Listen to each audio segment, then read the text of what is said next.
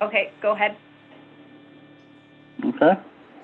So I'll call the meeting in order now. It's 7:03 according to my phone here. Does anyone have any written disclosure of pecuniary conflict of interest? Sandy? No, I don't. But you should do Dan? attendance. No, I don't. No, I'm here. Heather? Sandy said we should probably do attendance. I don't either. I'm going to do attendance as soon as I do this. Okay? Okay, cool. Now I'm going to do attendance. Sandy? You're here, obviously. Here. Yeah. Dan? Yep. And Heather? Yes. Has Dean arrived yet? Oh, I see this. Joining.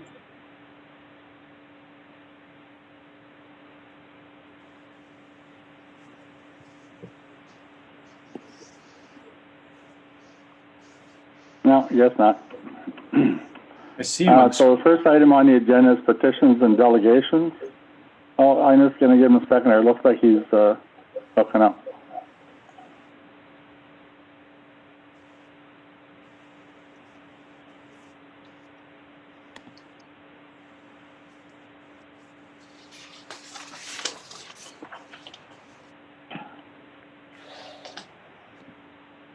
There he is. Hello. Hi, Dean. Thank you. Sorry for the late introduction. Do you have any pecuniary conflict of interest? I do not, thank you. Okay. And you're here? I am here. I am present. Okay, that's good. So the next item on the agenda is petitions and delegations, of which we have none. So we'll go on to the next item, number 4. It's reports from municipal officers. And we have a report from Jacob Grove, our recreation and cemetery and landfill person. So are you there, Jacob? Jacob wasn't able to attend the meeting. No? Okay. So we do have a report that he had provided us with a massive amount of water they dumped on the rink.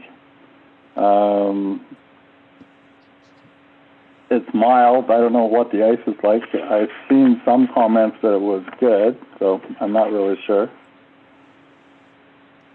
Anything anybody wants to offer on the report? Sandy? Just seeing how much water is being used. Maybe next time at our next meeting, we can ask Jacob to give us an idea of how long it would take to actually do what they've done this way if we had used the tanks. Because I think that the man hours are going to be, or even the well, I think the man hours or the time is going to be significantly more, because I don't think the well would probably pump as many gallons of water per minute as they would do traditionally. So I really like to figure out how much time it would doing it through the well or through the tanks. But otherwise, no, I'm really happy that it's up and running and the kids can use it. Anything, Dan? Good job on that. I just want to congratulate them on getting started on that. And we didn't even hound them yet this year or anything. They went ahead and just did that all. It was great. When I saw the weather reports, I thought we weren't going to have it for Christmas, but it's really nice to see they did it. So I'm very happy with that. Good job for the guys. I had a question not related to the rink. I don't know if it's appropriate to ask now, but maybe Cindy could ask about it. Just I saw today that there were 3 employees at the landfill site again. And I know last week you said that Pauline came in to open, but it was 3 o'clock and she was still there at the landfill site. I was just wondering why we're having 3 employees there. But I don't want to take away from the hard work that they did in the rink, and I'm really happy about that. But maybe if someone could just check into why we're having that many employees at the landfill site right now when we did give a directive to only have 2 there. I will have to look into that. I don't know the answer to that. Okay, thanks. Heather? No, everybody covered everything. Thanks. Okay. Dean, any comments on the report? Just that it's good to see, that hard work put in early. And I'm sure a little bit of mild weather here is messing us up, but it's nice to see that the liner and the water down and for them to get working on that when they did, I think was a good thing. So thank you. Okay, thank you. So we'll move on to the next item on the agenda, which is reports from committees, and we have none of those either. Next item after that is action letters. First item under that is A. It's to adopt the minutes of the Tuesday, December the 8th, 2020 regular meeting of council. So we're going to have a resolution. So I have a resolution in front of me. I need a mover and a seconder. Sandy, can I get you to move that, please? Yes, I can. And Dean, could you second it, please? Yes, I will. Thank you.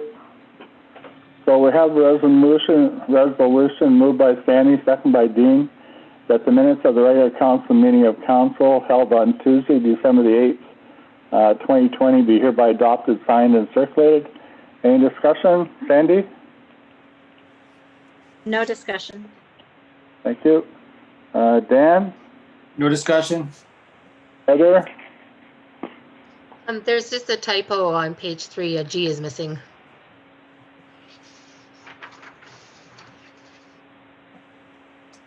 What about Community well-being. That's it. what paragraph? Second, Second paragraph? first, 2020-252. Consultant for the Joint Community Well-being and Safety Plan. Okay. That's it. And that, all good.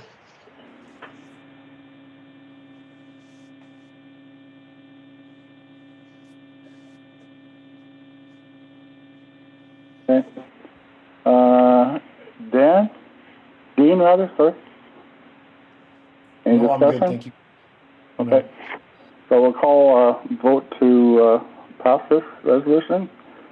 Sandy, do you vote yes or no? Yes. Dan, do you vote yes or no? Yes. Heather, yes or no? Yes. And Dean, yes or no? Yes. Thank you. So this resolution is carried. Thank you very much. Mayor Pennell, what's your vote? Oh, yes, sorry. Yes? Yes, Thank you. sorry about that. Next item on the agenda is a report from Clerk Treasurer. It's report 2020 CT60, Emergency Control Group meeting summary from December the 9th. Has everyone had a chance to have a look at that? It was in your package. Sandy, do you have any questions on it? No questions. Dan? No questions? And Heather? No questions. And Dean? No questions. Great, thank you.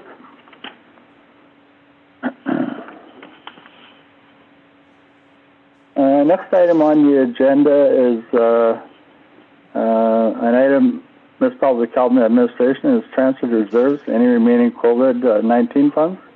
And I think Cindy's going to tell us a little bit about that.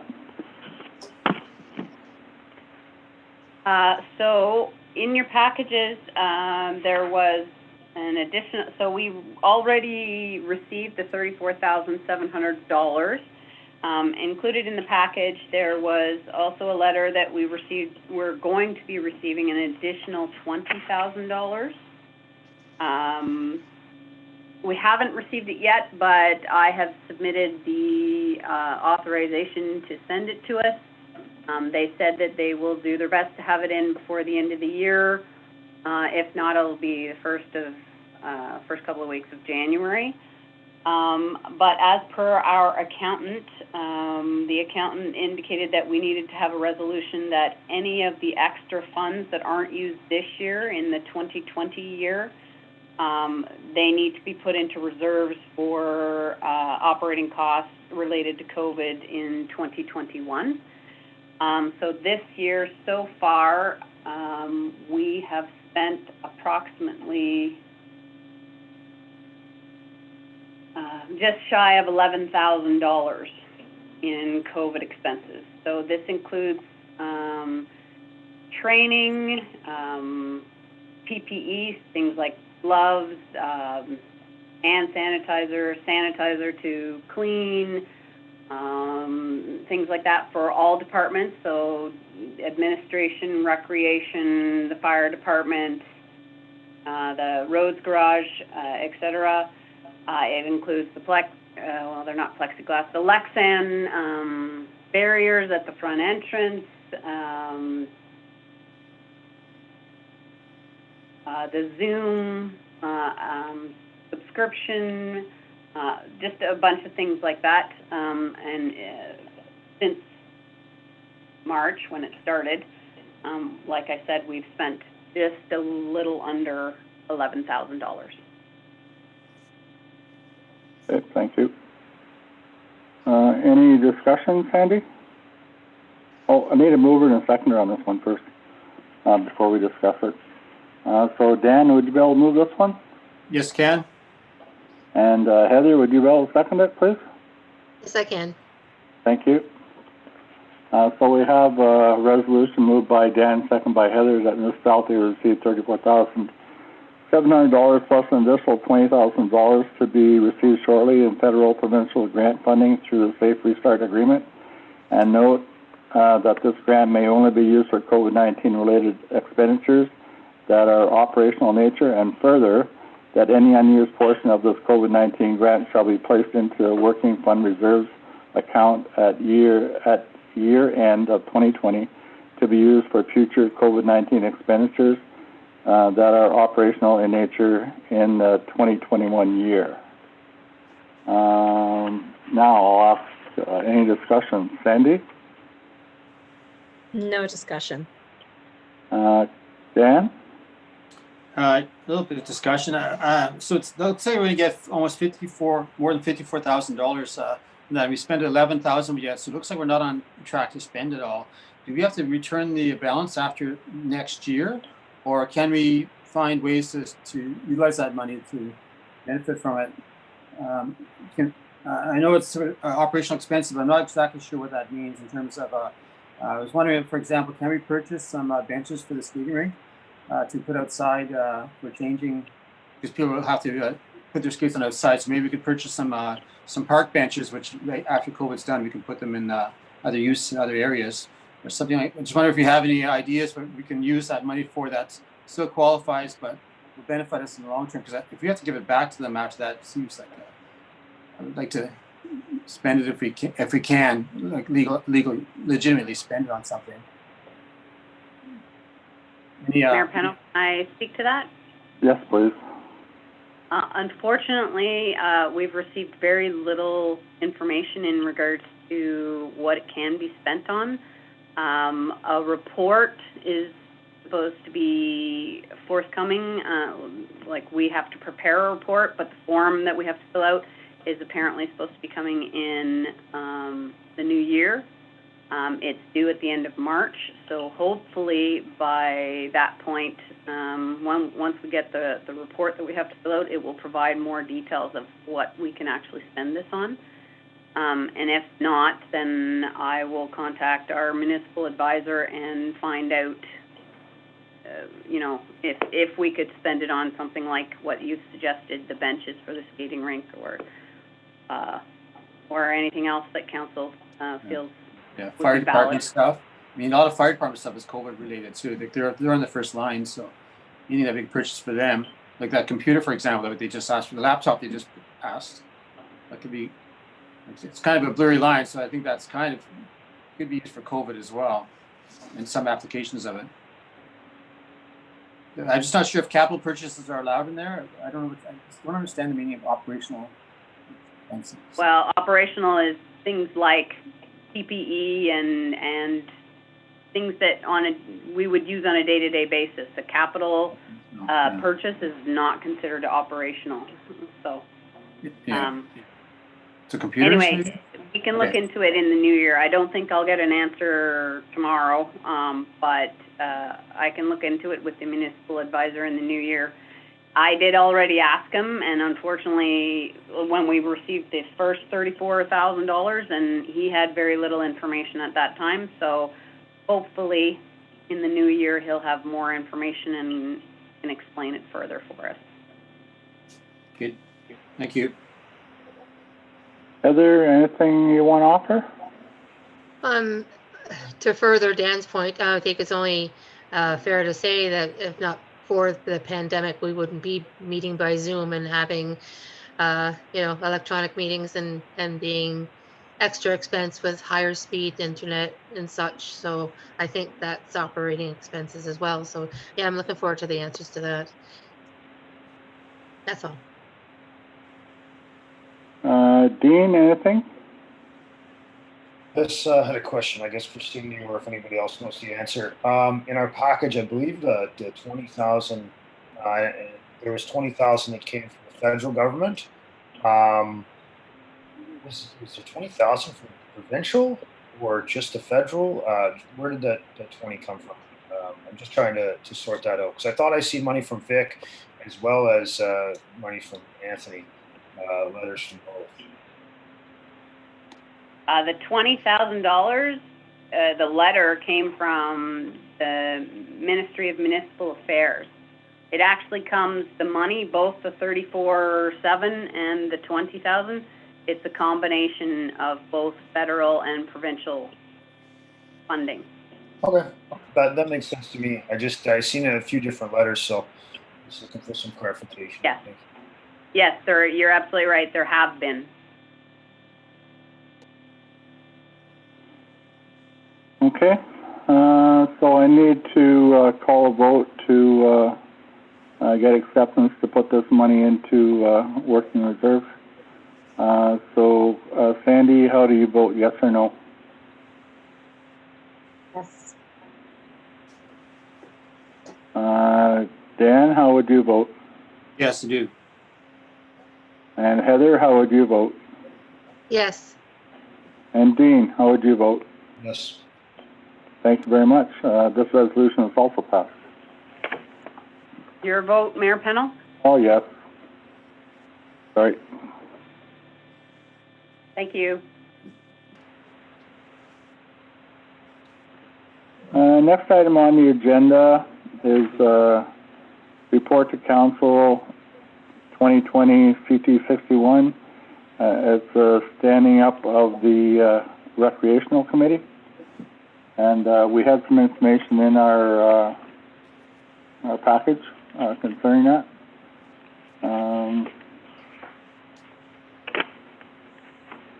I don't know if everybody's had a chance to read it, but hopefully they have.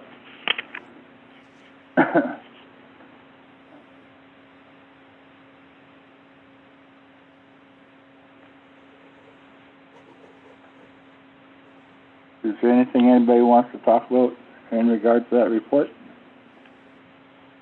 Mayor Pennell? Yes? During that we're back in lockdown, can we postpone this to a future date? Because it doesn't make sense to do this right now. We can only. Well, we're going to be bringing up a resolution next. Maybe we can defer it at that time. Would that work? Okay, thank you. Yeah, that would work. Thank you. Okay. So does anyone have a disagreement with doing that? With passing this report and going to the resolution? Councillor Cross? No, I'm fine with that. Councillor Maxwell? I'm okay with that. And obviously Councillor Olmsted is. Councillor Grant? Yeah, I agree with that as well.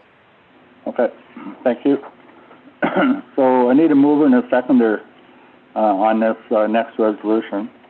It's the one for standing up the Recreation Committee. So Dan, could you move this one, please? Yes, Ken? And Dean, could you second it, please? Yes, I would. Thank you. So this, I'm going to just call for a vote now to defer this one to a later date.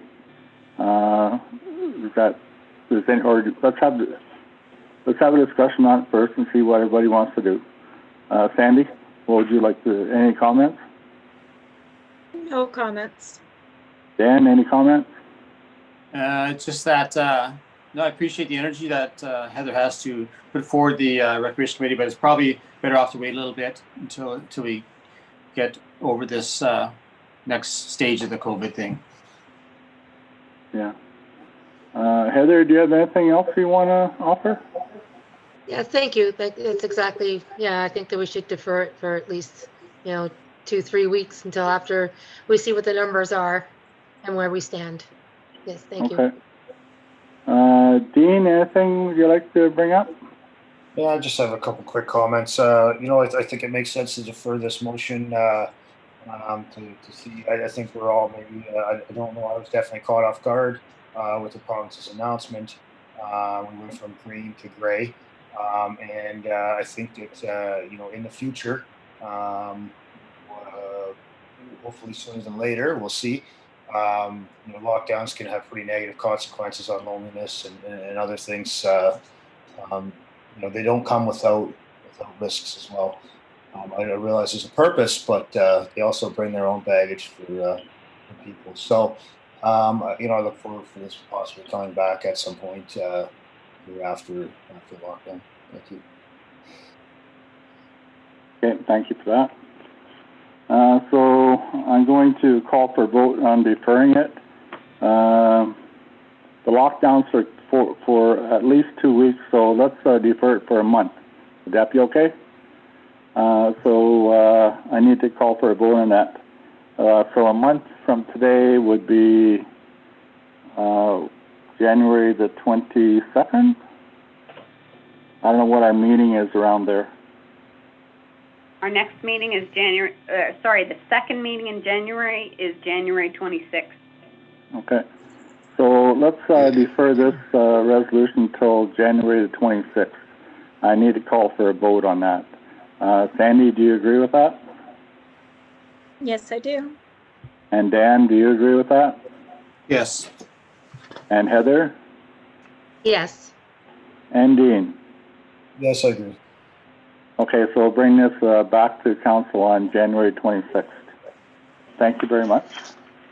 Mayor Pennell, is your vote? Oh, yes, sorry. Okay, thank I'm going to you. remember that sometime tonight, I promise.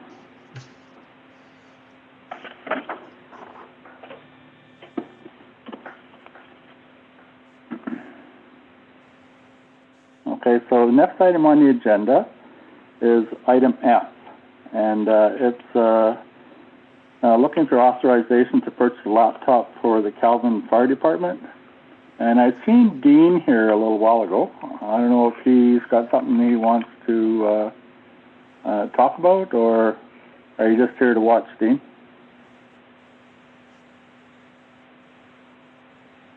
Hello? You hear me? Yes? Yeah. No, I just, so you asked for a cost on the laptop at the last meeting. Cindy got your quote there. So we have some money left over in the training budget, and we'd like to purchase a laptop so we have better access to all our training files and everything else, our inventory and stuff like that. We do lots of training. Right this year, I'm expecting do more training, so something like a laptop would be very handy for us. And like I said, there's some money left over in training budget, and we discussed this in training budget last year, so I just thought I'd bring it forward so we can talk about it. Okay, so we have a resolution in front of us to do that, so I need a mover and a seconder for it. Heather, could you move this one, please? Absolutely, yes. Thank you. And Sandy, could you second this one, please? Yes, I can. Thank you. So we have a resolution moved by Heather, seconded by Sandy, that council hereby authorize the fire chief to purchase a laptop for the fire department to be used for administration purposes originally removed from the 2020 budget for cost savings. Using funds remaining in the fire training 2020 budget as the planned training for this year was unavailable due to the COVID-19 pandemic.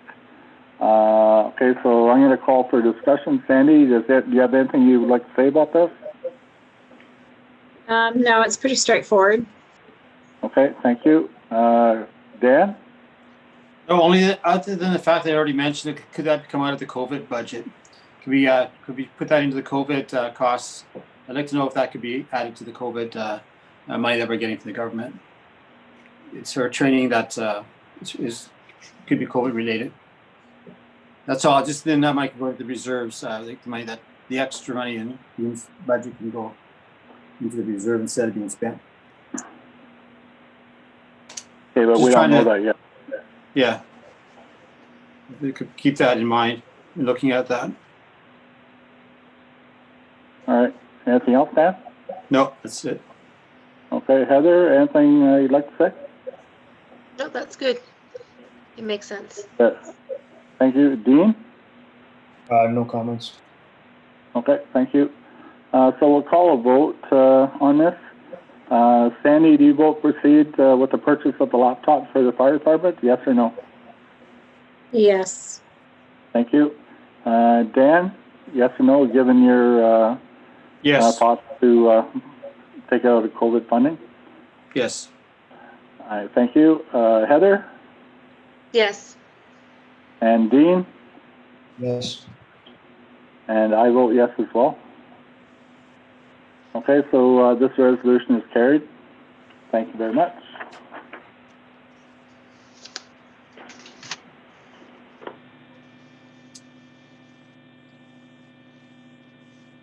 Okay, so the next item on the agenda is from the Recreation Department, and it's a resolution to declare 3 jet pumps and 2 piston pumps as surplus.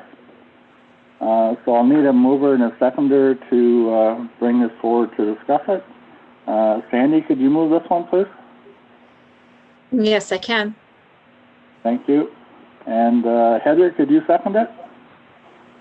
Yes. Okay, thank you. So this resolution is moved by Sandy, seconded by Heather, whereas municipality has no longer requires 3 jet pumps and 2 piston pumps for the cistern system, as we now have a drilled well, and whereas the council hereby declares the used 3 jet pumps and 2 piston pumps to be surplus to the further need of the municipality, now be it therefore resolved, the staff is hereby authorized to make the used pumps available through the public bidding process and sold to the highest bidder. So any discussion, Sandy? By all means, I have no idea what a 3 jet pump is or a 2 piston pump is. They're But just we different have kinds of water pumps. Okay. It's just we have discussed about maybe using a different source to do the ice rink. Would these pumps help in that at all? Or, I mean, I know Jacob's not here. Maybe Dean or Chris could answer those questions. That's the only question I have is, would they assist in a different way of doing the ice rink?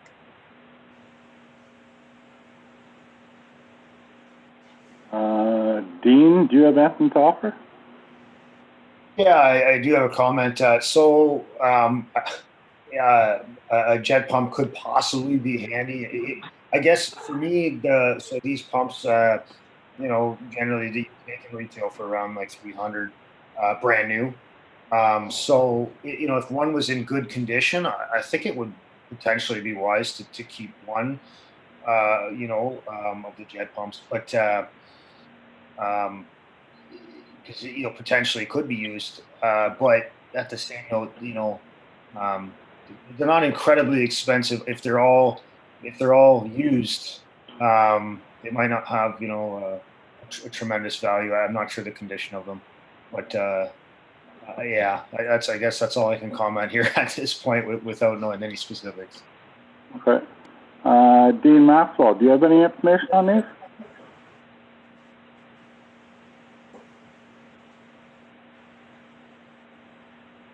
Okay. Chris, would you have any information on it? The only thing I can add is these pumps are fairly small, and I believe they probably pump about 8 or 10 gallons per minute. So they'd be pretty small for flooding the rink. That's the only thing I can think of. Okay. All right, thanks for that. If these are used and they probably sit around for a while, I'm thinking there's a chance they might seize up too. I think that would be a possibility. Okay, so I'm going to bring it to a vote anyway and see how we want to proceed with this. Sandy, do you vote to declare these as surplus or no? Yes or no? Yes. Dan, do you vote yes or no? Yes. And Heather, yes or no? Yes. And Dean, yes or no? Oh, yes. Okay, I vote yes as well. So this resolution is carried. Thank you very much, guys.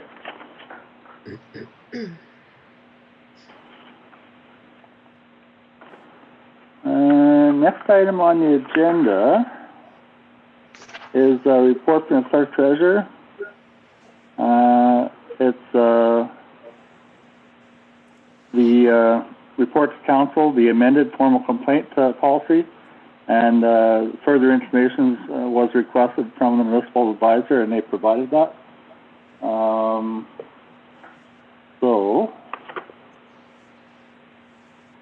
It's basically out there for to look at as informational purposes and for discussion at this time. Sandy, anything in there that you wanted to discuss?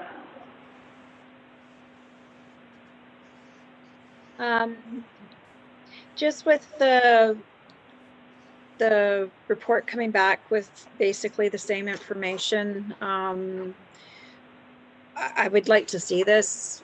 We've brought this to the table a few times now. I'd like to see us actually come up with the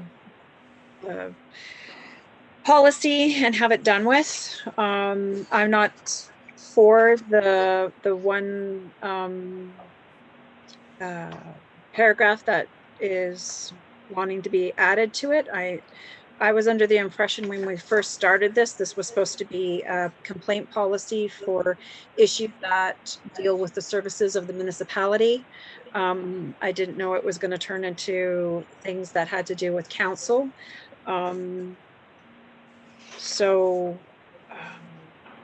Yeah, I'd just like to see this done with.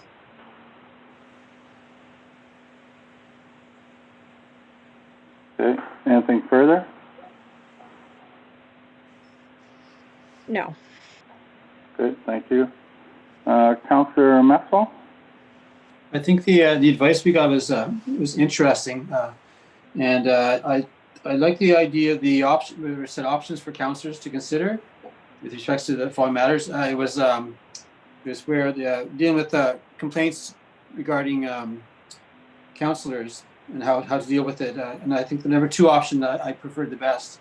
Whereas I think if a complaint came to a councillor, then I went to the mayor, and the mayor investigated, and if it's the mayor, someone else, I think the deputy mayor, would deal with it. So I'd like that approach of how to deal with the complaints regarding a councillor.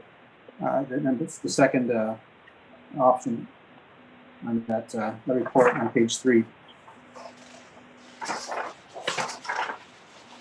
I'm kind of getting confused where we are now because we made so many changes on this, and I'm not even sure what the draft looks like anymore. But I think it's coming together.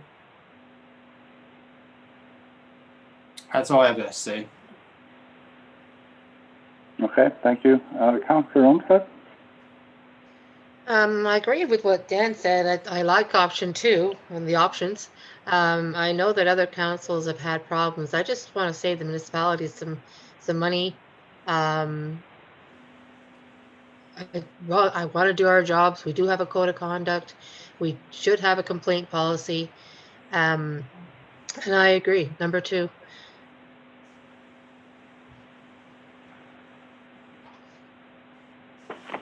That's all I have to say. Okay, Councillor Grant? I guess I'd like to just kind of speak on that. So when I suggested and advocated for that language in our complaint policy, that would state that citizens would be able to reach out direct to councillors if they had an issue. It was important because I was potentially trying to avoid thousands of dollars in cost per investigation. I read the advice from our advisors that we've contacted. It doesn't look like it's an easy process, and I find that unfortunate, and I understand that. But I still think that it's worth exploring. And I guess I'm frustrated that it's not as easy as I'd hoped it would be, to be honest. And I still prefer a much simpler statement, and I don't think it's impossible to include something that would potentially save us significant money. And I guess on this note too, I think that other municipalities are dealing with. I think the city of North Bay, possibly some other municipalities, are dealing with costs of investigations coming in, and I guess if they're avoidable, that would be ideal. Instead of having to go to that form. And if it's not avoidable, then it goes to the formal complaint policy. That's the part that I find that makes sense to me. I'm glad to see other councillors support this idea. I would opt for option 2 as well in an effort to explore it. I'd still like to see it as simple as possible. And I'd like to see it, the whole intention is to avoid costs. So if it can be accomplished, I think it's worth it. And that's my position.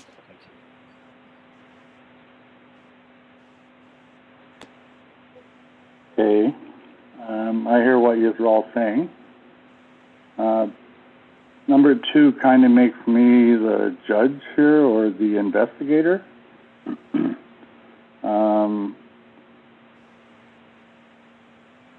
And I don't have a problem doing that, except that I don't feel comfortable doing it.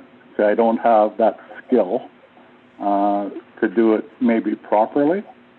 I wouldn't want to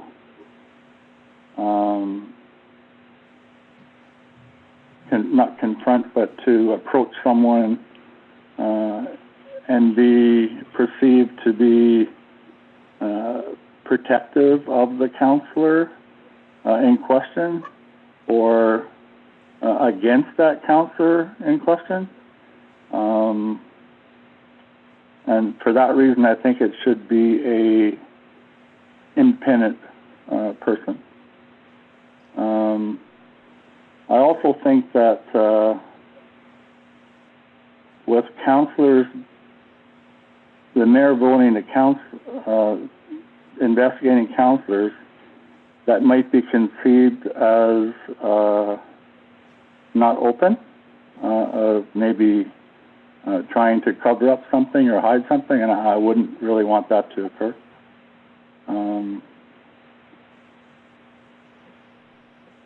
Yeah. So those are kind of my concerns of me doing investigations. All right, Mayor Pennell. Yes, please. I actually agree with those concerns wholeheartedly, and I just wonder.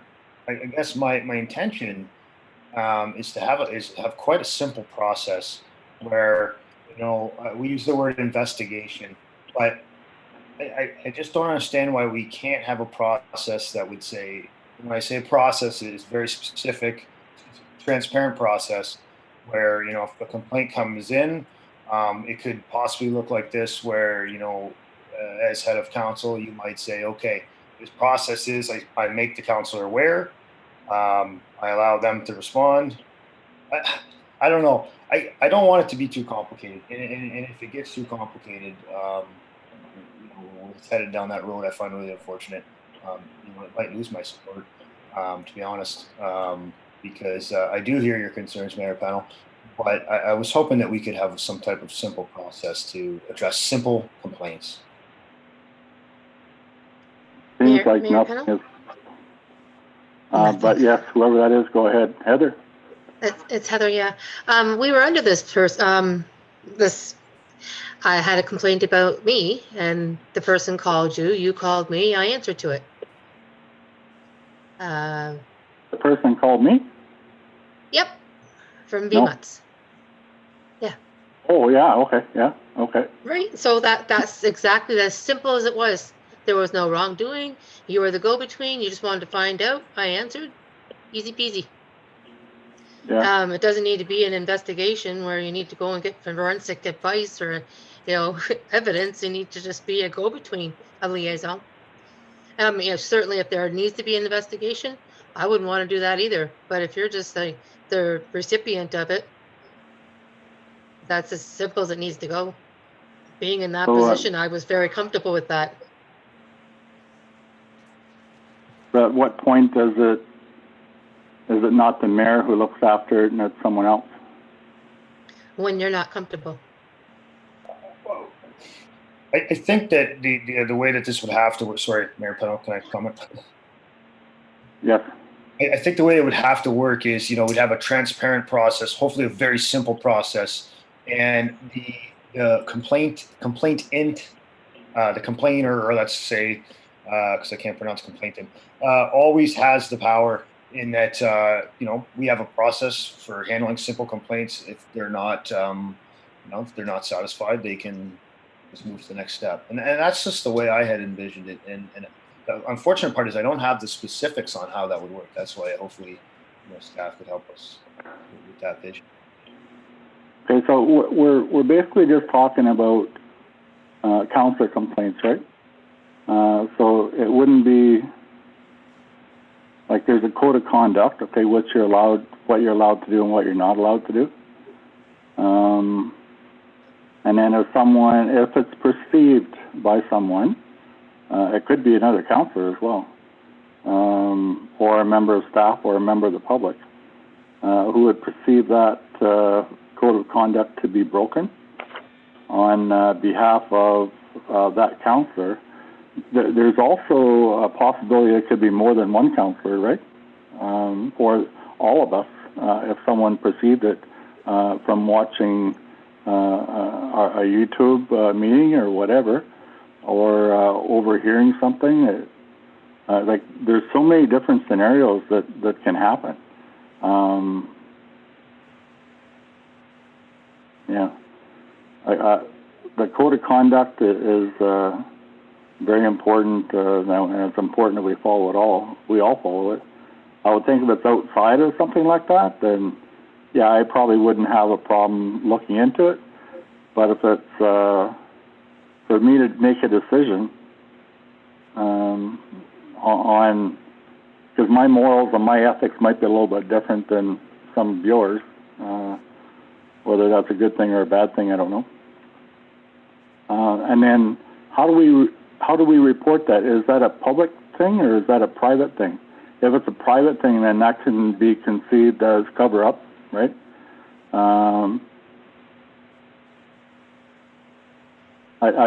I'm just not comfortable in doing it. That's why I chose Pennell, to may go I public. say, may I say something? Yes, please. It's okay. It goes back to if there is no merit to a complaint, it gets dismissed by the integrity commissioner. I believe that, and I know it's not easy, but I believe as counselors, we have to hold ourselves above reproach. I mean, none of us mean to make mistakes. They may happen, but I don't see, if it's something as simple, I don't even see somebody coming to make a complaint. If it is something that is that simple, as somebody had mentioned, we could just apologize. If it's that simple, I don't even see somebody coming and making the effort to make a complaint. But if it's something severe, how are any of us are supposed to be impartial? I mean, if it has merit, then it should go to the integrity commissioner. I would not want to put any of us in a position where if we put this number 11 in, that they were saying that we could be contradicting the code of conduct, and then we aren't covered ourselves legally. And I personally do not want to be responsible for somebody else's actions if this clause is in there. I understand the whole point of wanting to be able to have a complaint policy that's going to not cost us money, but if we behave ourselves and we don't do anything wrong, then there shouldn't be an issue.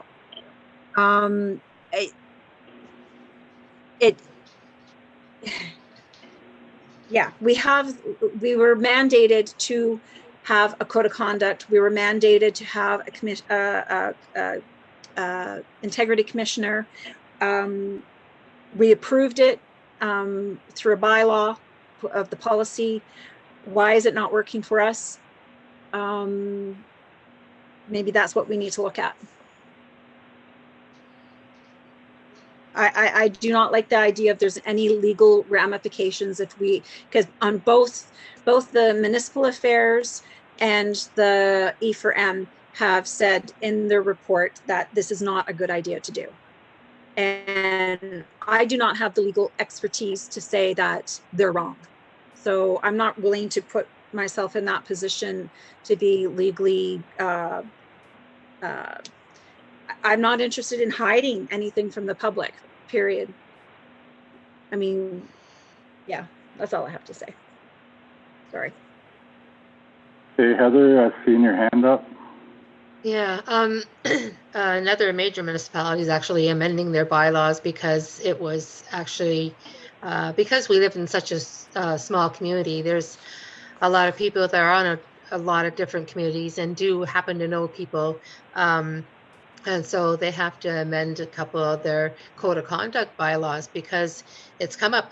I mean, if you're in a city where you have millions of people, but then you're in a township where you have hundreds, you're gonna bump heads a few times. And everybody wants to be transparent. I was entirely transparent because if you want to hold yourself to a higher bar, as Sandy said, and I do, I absolutely do. And I wanted to be transparent. So I did it the transparent way. And I know all of us would. That's all I have to say. Okay. I don't think we resolved anything, other than Dean wanting it to be simple. My concerns about, I can do it, if you want. Might not like what decisions I come to. Again, that's my ethics, right? And that's why I don't want to do it. Because everybody here, I'm sure, thinks a little bit differently about things than everybody else. I can tell that just by the way our feelings and our thoughts on the subjects we discuss. Initially, in the beginning, we looked at a whole bunch of policies that I guess Cindy had gathered from around Ontario, and there was a couple in there that we liked, and there was one that we picked basically said, gee, that's a really good one, we'd like to follow that one, and or come close to it, and then all of a sudden it got morphed into something totally different.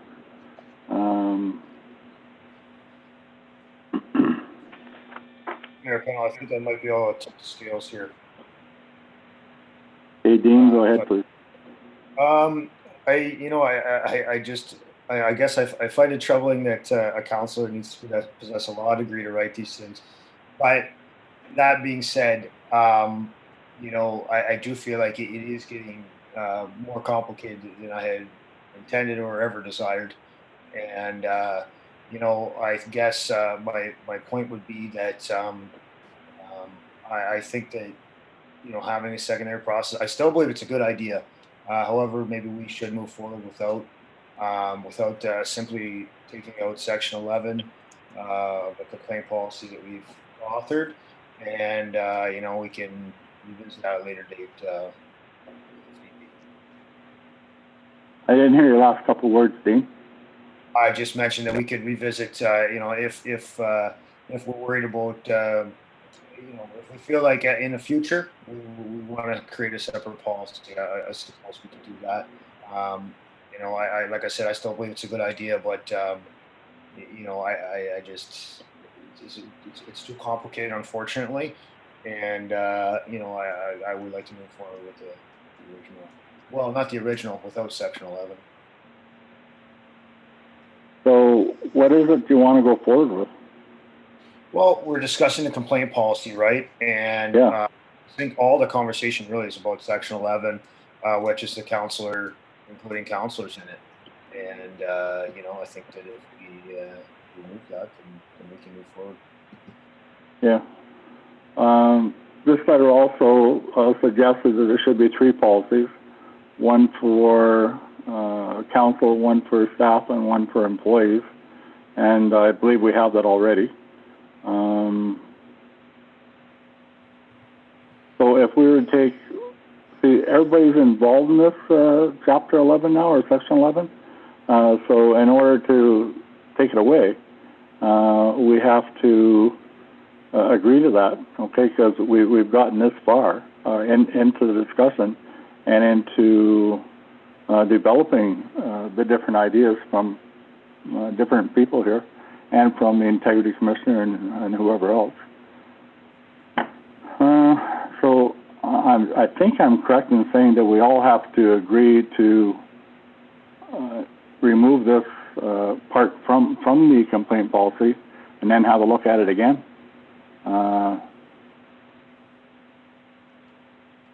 So would you be willing to do that, Sandy? Yes, well, I'm willing to accept number 3, the council not add the clause to the formal complaint policy. The rest of the complaint policy I'm fine with. Is just the paragraph 11. Okay, so I think Dean's already agreed to that, maybe to discuss at a later date, but at this time to move forward. Is that correct, Dean? Yes, unfortunately, that's my opinion. Okay, thank you. Anything else, Sandy? No, that's it. Councillor Maxwell, you've been quiet. Yeah, nothing else to add. It's all interesting. That sounds like a logical move, is to just to take out the section, the paragraph 11 or section 11. Okay. Move forward. It would be nice to see you move forward. All right. Yeah, I agree. Councillor Olmsted? It just seems a little browbeaten. I'm sorry, Dean. It was a great idea and it just got taken too far, and I understand, and maybe perhaps in the future we can look forward. Just go ahead and make the policy without Section 11 and look at a different date. Pardon me? We'll look at a different date, like at a different time. Okay. So, Cindy, can you take that component out of this policy and bring it back again? Yes, absolutely. Thank you. Okay, so we'll discuss this again in the future. We still have to develop this complaint policy, though, because we don't really have one. Whether we call it a complaint policy or a feedback policy or whatever, we still need to do that. Mm-hmm. Okay, thanks, folks.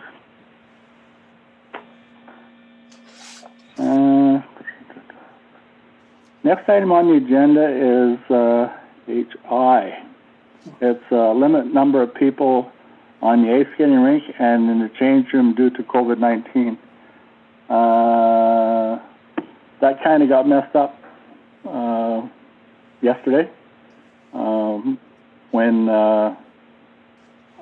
Mr. Ford made his announcement. Cindy sent out an email today with the change in numbers that we'd have to do.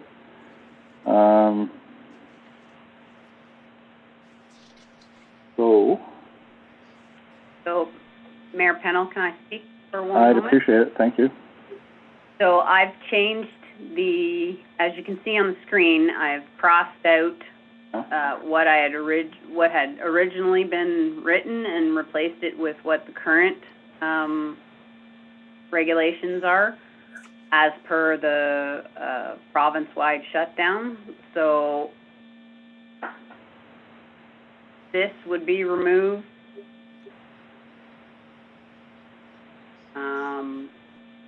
The limits are now 0 people indoors for social gathering unless you're gathering with the people that you live with.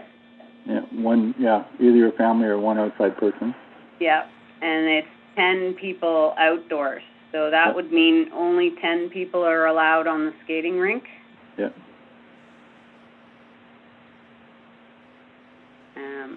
So anything that I'm leading here was originally written and I've crossed it out, so this is essentially how it would read now based on the lockdown regulations. And hopefully in January, we can change the signs back to 25. So would December 21 change, or is that? That's the date of the province-wide shutdown. Okay, I thought it was the 26th, but okay. Okay, I see that. It's just the date of the document. It is, you're absolutely right that the lockdown comes into effect on the 26th. Yeah, 1 minute after midnight. Yes. Okay. To 0 people indoors and 10 people outdoors, whereas an update there. It shut down until January the 9th. Now be resolved. The office to post a corporate sign. Okay, so can I get a mover and a seconder to look at this and discuss it, please? Councillor Maxwell, could you move this one? Yes. Thank you. And Councillor Grant, could you second it, please? Yeah, I'll second it. Thank you. We have a resolution moved by Councillor Maxwell, seconded by Councillor Grant.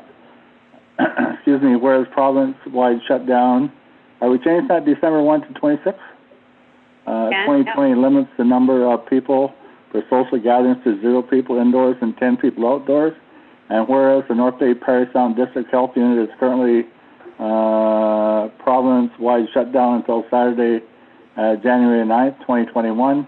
Now be it therefore resolved that the staff is hereby authorized to post appropriate signage at our outdoor facilities indicating as such, and further be it resolved that if the provincial regulations and or the North Bay North Bay Parry Sound District Health guidelines change, then the signage be updated to reflect these changes. So Sandy, any discussion on that? I have nothing to say. It's done. Okay. Dan? If it's a 0 gathering indoors, should the change rooms be locked, or will they be locked? You can't have anybody indoors, so I can't see why the change rooms would be open. And Mayor, answer that? Yes, please. Unfortunately, we can't lock the change room. Yes, technically, according to the regulations, we should lock the change room, but if we lock the change room, then people can't turn the lights on because the timer's inside the change room. So the sign on the door says that one family or one household can be in the change room at one time, which would abide by the rules in that you can't gather indoors unless you're with the people that you live with. So as long as the people that you live with are in the change room, then it should be okay. Either that or we lock the change room door and nobody can use the rink at night. Well, they can't turn the lights on at night. Mhm. Could we have the lights turned on at, say, 5:30 and go off at, midnight? Okay. It's my understanding that they're on a timer. I'd have to check with Jacob to find out. I don't know the answer to that question. I know they used to be on, like, I don't know if the timer changed or not, but at one time they were on for like a certain period of time and then they went off. And then we pulled that time back a little bit, and we give people the option of selecting another hour or half hour, whatever it was. So I'm wondering if we can just select, say, come on at, it's dark at 5, so come on at 5 and go off at midnight. That might not be a really good idea for someone who wants to go skating after midnight, but it would probably provide the lighting to the most amount of people in the municipality to skate in the evening, right? That's just my, silly thoughts, but would everyone be in agreement to investigating if we turn the lights on from that period of time? Councillor Cross? I don't see no issue with that. Okay, so I'm saying 5 till midnight, right? So, Councillor Maxwell? Yeah, then the change will be locked. I think that the timer is, they may have to do some wiring there to bypass the new timer. Yeah. That's, yeah, I think even 12 o'clock is fairly late, I think. And most nights, there's nobody there past 10 o'clock. When you get really late like that, I think you're getting into partying and other things too. I don't know. I think even 10 o'clock I'd be okay with. Under the circumstances that we're dealing with COVID, I would be okay with 10 o'clock even. Okay, I know so that may not. I'm okay with that too. I was just shooting the number out there for you guys to decide. As long as we post that, let everybody know. You agree? Okay. I agree. Okay, thank you. Councillor Grant? I'm going to be the odd man out on this, but it's not going to matter if we go majority rules. But I think it should remain the same. I mean, I just think that the way they're doing is fine, and I'd like to see the washrooms remain open as well. If we're going to have a rink, we have to have washrooms, or it's silly. Washrooms will remain open. Okay, that would be important to me. And I would just like to make a comment after, on the overall resolution. After. Okay. I did have one more thing to say was, if I could just add to that, it would be nice to have, if the change room is close, to have alternative seating area outside so that they can change their skates, benches. I'm thinking if we have any, or maybe we could purchase some. Mayor Pennell? Yes, please, Cindy. There are 3 picnic tables sitting outside right now for people to put their skates on, and people have been using them because we can tell with footprints in the snow. Perfect. Okay. There are 2 in the band shell and 1 sitting out on the other side. Picnic tables I'm talking about. Is it easy to get off the band shell with skates on? Jacob and Brandon put snow up to the band shell so that people could walk across snow to get to the rink. Okay. All right. So, Heather, I didn't hear comments from you, did I? Or did you agree? No, I agree with what Dan said. I don't think anybody from out, it's all family skating. I don't think it requires to be shut for the change rooms, but if it means the difference between our park being open and not being open, but to me, it only matters if the bathrooms are open and the 10 o'clock cutoff. I'm even good with 9 o'clock. I'm ready for bed at 7, just so you know. Anyway, that's all I got to say. Okay, Councillor Grant, do you want to say anything before your final comment?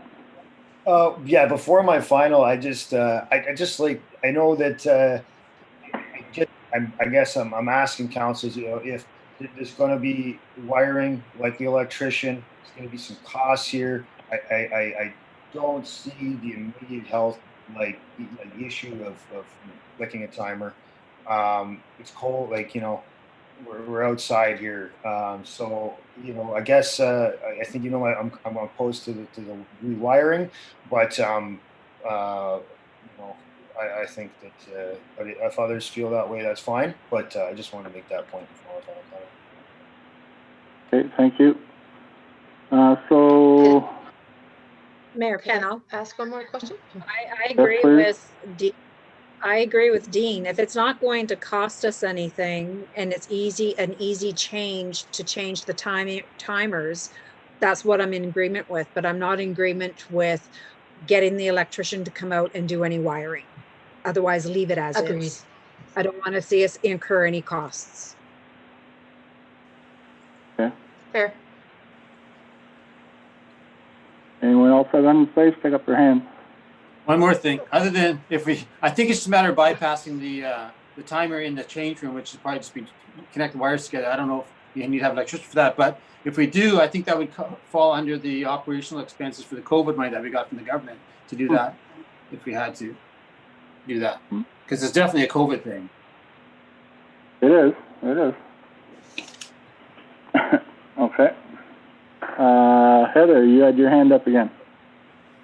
I agree 100% with what Sandy and Dean said. I don't want to cost anything. Perhaps we should just leave it alone. It's yeah. I was on the fence, but yeah, just leave it. I don't think people are going to congregate in the change rooms. I don't go skating with everybody. Actually, I don't go anymore. But anyway, yeah, I agree with them. We shouldn't incur any cost about it. And yes, what you're saying is right, probably, Dan. But I think it's probably unnecessary because then we have to change it back, and it will be. So just leave it as is. Thanks, Sandy. Okay, so now we're going to leave the change room open. The suggestion is leave the change room open and just leave everything as is. Right? Mayor Pennell, Yes? could Cindy? I make a suggestion? Absolutely. How about if I talk to Jacob and see if it's possible to leave the lights, turn the lights on at 5 o'clock till 10 o'clock or whatever was suggested. If it's possible, it doesn't cost anything, they can do it, no wiring, no electrician, then that's what we do. If not, then we'll go with Plan B, which would be to leave the change room open so that people can use the timer. Does that sound fair? It do to me. How about you, Councillor Cross? Yes. Pardon me? Yes, I'm fine with that. Councillor Maxwell. Yes. Yeah. Sure. Councillor Olmsted. Yes. And Councillor Grant. I support as is. Me too. Okay, fair. Thank you, everyone. That's good. Okay. Okay. Next item on the agenda is the Rural Economic Development, or RED, program. And Mayor have to Pennell, we vote. have to vote on this. oh, I thought we did. No. No. Still like make a final comment before we vote as well. Oh, sorry. Okay, I so I'm just going to didn't call wanna- for a vote on this one then. Councillor like to make a Cross, final vote yes or no? Mayor Pennell, Yes. I just want to make a final comment. I didn't want to muddy up the previous discussion, but I just want to make a final comment before voting. Okay. This is it's a provincial direct. Like, this is the province that is doing this. I don't agree with them as a councillor. I don't think it's reasonable to move from green to gray. We have 15 people isolated. We have one hospitalization in the entire district. That being said, their provincial order still stands, but as a municipal councillor, I don't see anything wrong with having 15 people in the rink. I think that there's very few activities that you can do in a lockdown that are safe, and those activities are outside activities, and ice skating is fantastic. And I think our people are safe. I think they sanitize. I think they're doing all the right things with the masks. And I just want to make that comment that I don't support the resolution. Thank you. So would a $10,000 fine change your mind? I don't support the resolution. I don't think it's reasonable. It's still a provincial resolution, so it's still a provincial mandate. So there's no Yeah. risk to the municipality. Okay, so now I'm going to call for the vote, okay? Councillor Cross, you vote yes or no? Yes. Thank you. Councillor Maxwell? I just wanted to read the resolution again. Yes. Okay, thank you. Councillor Olmsted Yes. and Councillor Grant? No. And I vote yes. So this resolution is carried. Thank you, everyone.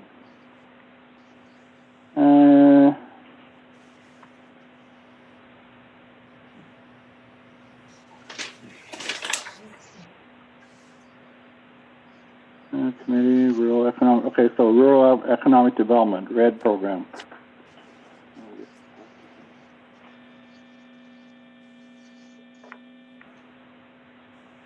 Okay, anybody have anything they want us to talk about on this one? Councillor Cross? I know that we were supportive of this, and I was hoping that we would have something that we could, I believe Cindy was applying for this. I just wasn't sure what we would go toward, what it would go towards, or if we would, we work, I can't talk tonight, work with maybe other municipalities as well with this. I'd like to hear if Cindy was able to apply. Oh, it's not due until February 1st. Okay, no, I have nothing to. Okay, Councillor Maxwell?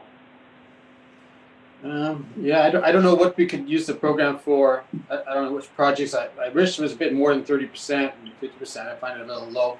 Like, that's a lot to ask for us to put up any capital project to pay the 70% or 50%. So I don't see any use for it right now. I know we talked about the garage roof needs to be done, but you just get more than 30% for that.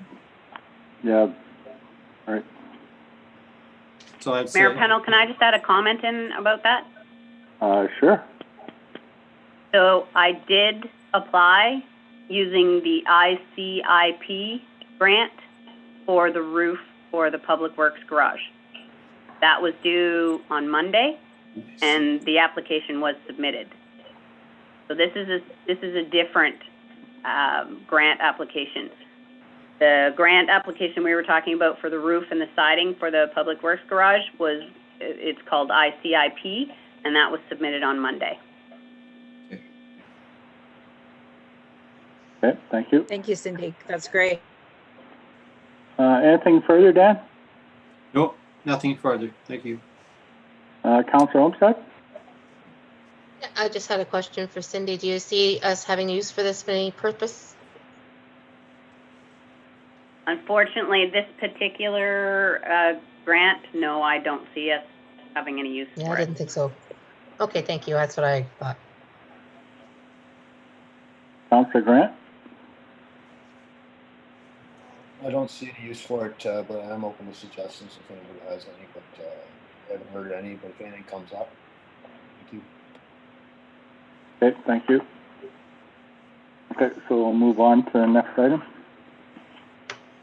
Next item on the agenda is report from the clerk treasurer for the background, the draft plan, and discussion on the financials for the community safety.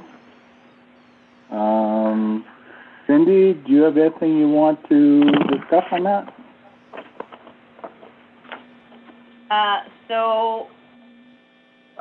Councillor Cross and myself, Councillor Cross is part of the committee, and I am part of the staff, the support staff for the committee.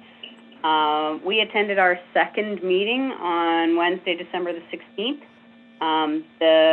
The slide deck that was included in your council package was a presentation made by the consultant, Mr. Gary Fay. And then also included in your council package was a copy of the draft plan that he has put together for us. We, as the committee, can tweak it, and as the 4 municipalities that are making it up, we can cater it to our local area, our region, our municipality, etc. But this has only been our second meeting, so we haven't dived that far into it. There's been discussions about certain things like what we would focus on, and that could change from year to year. As mentioned in the report that I prepared, there's a community safety and well-being toolkit that the consultant put together for us as well. That was included in your council package. That would be an additional cost to prepare for us. It would take approximately 25 to 30 hours at the $150 per hour. Again, there would be a cost involved with that. One other discussion that took place at the meeting was how these costs would be split, whether they would be equally split between the 4 municipalities or they would be split per capita. And that's what one of the last item that I put in your council package, that's the letter from the town of Mattawa that showed, the chart on the second page showed the per capita split, and that's why that letter was included. So we're just in the beginning stages of this, putting together this plan, but we just wanted to let council know what stage we were at, how we were moving forward. Discussions need to be had on how council would like to split the costs, etc. Okay. Sandy, you have anything you want to add to Cindy's comments? She had also put in the report that if we didn't do the plan, that there would be somebody assigned to do it and we wouldn't have any idea what the costs were. So with COVID, we haven't been able to meet. The provincial deadline wasn't changed.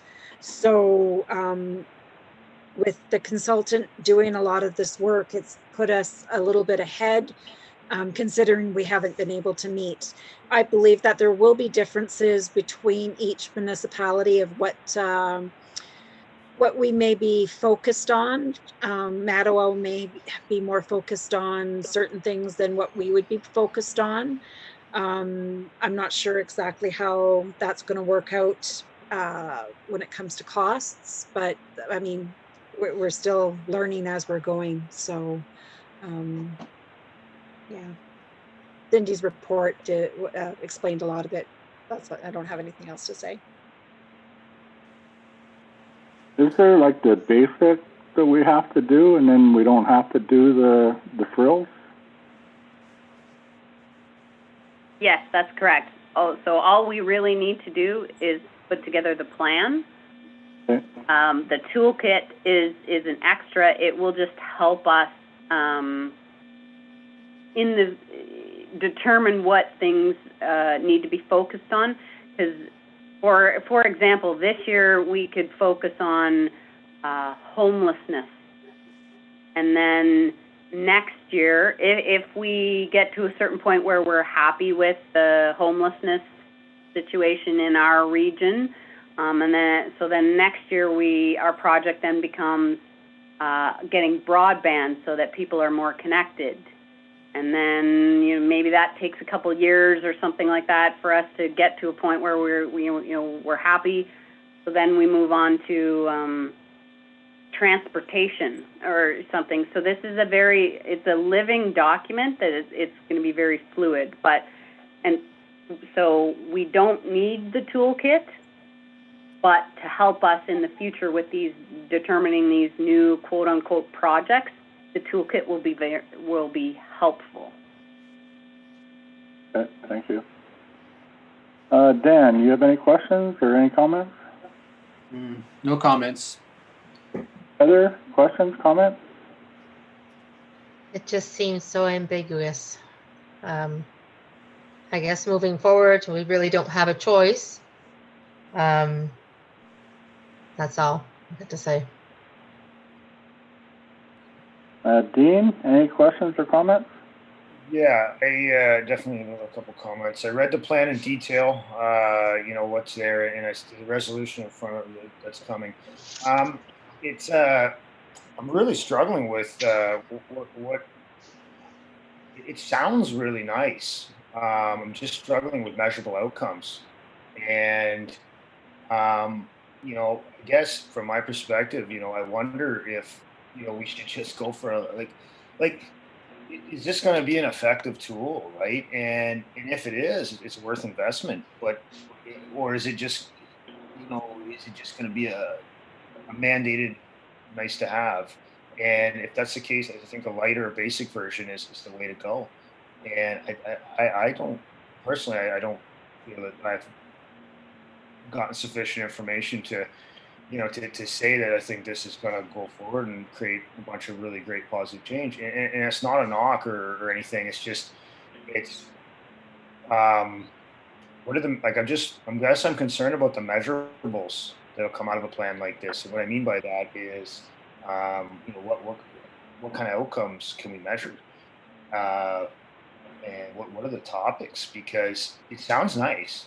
And I just don't know how much, you know, as a council, I would like to invest our taxpayer dollars in this if we're not going to see a great outcome. And my other question was just about maintenance costs. What is the advisory board have a per diem, or what are the maintenance costs of this plan? I don't know if Sandy or Cindy can answer that. I think there was an annual cost, right? Mm-hmm. On the last page. Yeah, $400. So where is that at? I just wanted to, last chart. The last chart is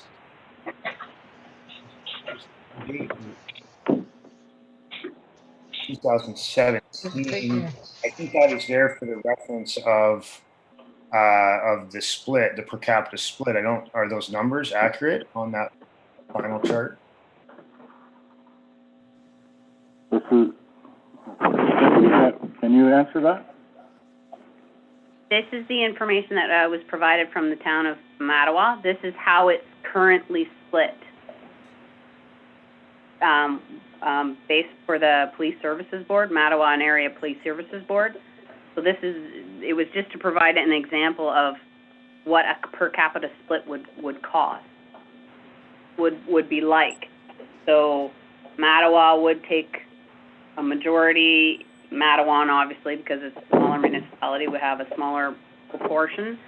But that is how it's currently split with the Mattawa and Area Police Services Board. Because the numbers are for the Police Services Board, but that's not the same as this advisory committee. Also, just on one note on the per capita, Papineau Cameron, I believe, has about 1,500 people. We're about 500, so we would share the same percentage. I find that interesting. But I really do think as a municipality, per capita is the way to go, especially when it comes to social services. They are based on number of people. So, you know, a large urban area would you know, it's only fair. So I think we should obviously support that per capita calculation as well.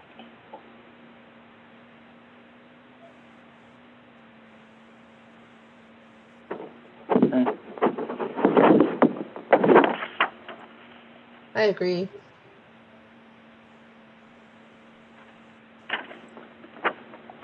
But like Dean said, we don't even know what we're doing. That's why I said it was ambiguous. Yeah, it's not on the like the chart doesn't summarize. I think it's, like Cindy had mentioned, it's just there to show the percentages of how that was split. That's old, and I guess for me, my decision at this point as a counselor is, you know, do we want to fund a toolkit, or do we just want to go with the light version to, you know, meet the requirements? I realize the toolkit will likely make their job easier as a board, or but I'm just wondering what kind of outcomes we're going to get, and I'd like to see more information. It still seems quite gray to me on what kind of projects might run here before we invest $1,000 or more. Is there more information to be had, Sandy and Cindy? At this time, Cin- unfortunately, no. Like I mentioned, we've only had 2 meetings, and there isn't further information. I've provided everything that we have thus far. Hopefully, the next meeting there will be some further decisions on which areas of focus the committee will be looking at, and then we can further dive into whether there's going to be a cost. There are going to be costs associated with that, what the measurable outcomes will be, that type of thing. It's not just the municipalities that are involved in this. The police services are involved, like Sergeant McMillan attends all these meetings. There are representatives from CSAB.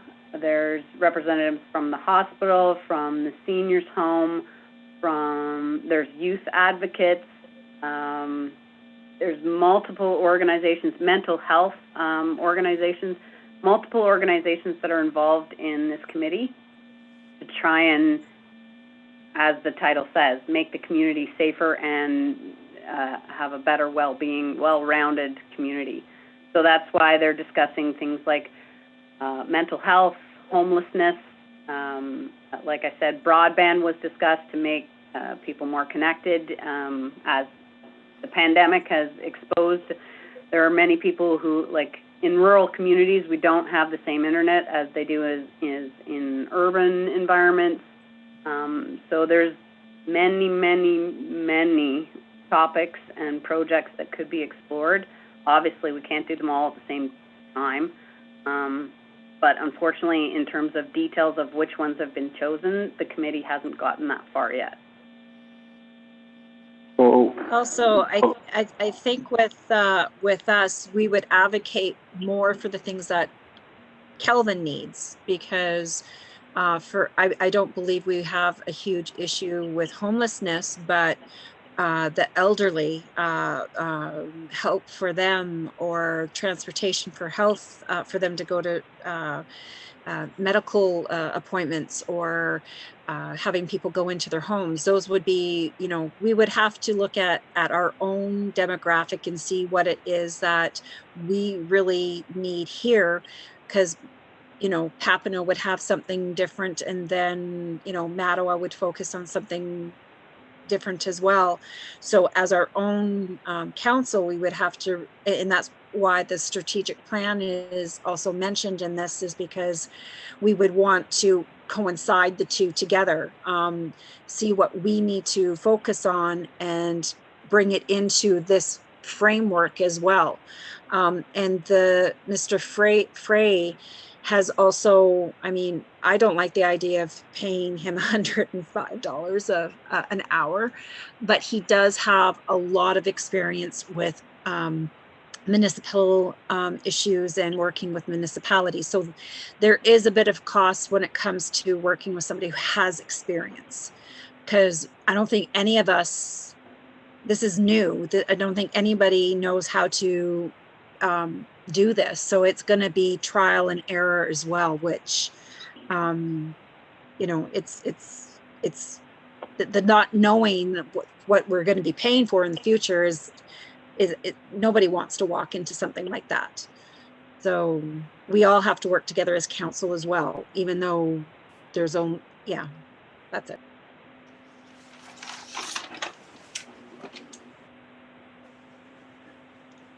Okay. Sandy, can I ask a question? Sorry.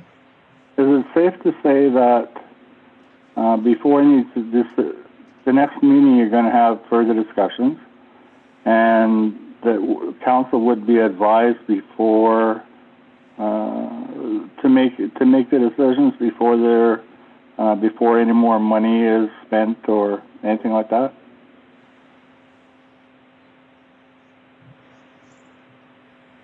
I believe that's the case. Everybody was bringing back the information that we had to their respective counselors for a discussion on how, what the preference of each council would be in terms of how the costs would be split.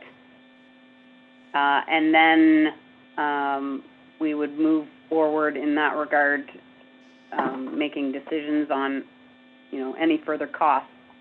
Our next meeting is not until February. Okay. So is it possible to explore Councillor Grant's concern about the per capita cost? Yes, we can bring that forward. Okay. So then, as a council, are we prepared to wait until after the next meeting and see what kind of information we get back at that time? Councillor Croft? By no means would I want to agree to be spending money with no idea of where we're going to be at. Having more information is definitely a better idea than to, go in to this blindly, for sure. So it was more, like Cindy said, it was more to find out what we wanted to do per cost. And Dean's suggestion is per capita is the way I feel, if that's for sure. Okay, so Councillor Maxwell, are you okay with waiting till we get a report from the next meeting they have in February before we have further discussion on this? That sounds good. Sounds like a good plan. I like the idea of per capita costing it. Still kind of trying to figure out what it actually is and what kind of projects come out of it. But I guess it's in process, and we'll see if anything good will come out of this, or if it's going to be a lot of bureaucracy. But let's see how it goes. If we don't have a choice, we have to play the game, I guess. Okay, thank you. Councillor Olmsted? No, that's good with me. Okay, and Councillor Grant? Yeah, I mean, I'm extremely comfortable with just taking our time, making sure we get it right, making sure that that there are some kind of deliverables and that it's a good investment. So I'm in no rush. Okay, so you're comfortable waiting until after the next meeting? Yes. Okay. So it sounds like we're gonna wait until after the next meeting and get another report from Sandy and Cindy about what happened, and they can bring the per capita item up at that meeting. Okay. Cindy, I have a question for you. Can you remember when the province is expecting this to be in play? They gave us a timetable of when it's supposed to be done. Do you recall what that date was? It's supposed to be January 1st. But most municipalities aren't going to meet that because of COVID. And the province is aware of that. They still have the deadline of January 1st, but based on conversations that I've had with other municipalities, I guess there's going to be some leeway to that. Okay. And to Dan's question about what this is really for, part of what we were talking about was, how do we reduce police calls to your municipality? How do you reduce EMS calls?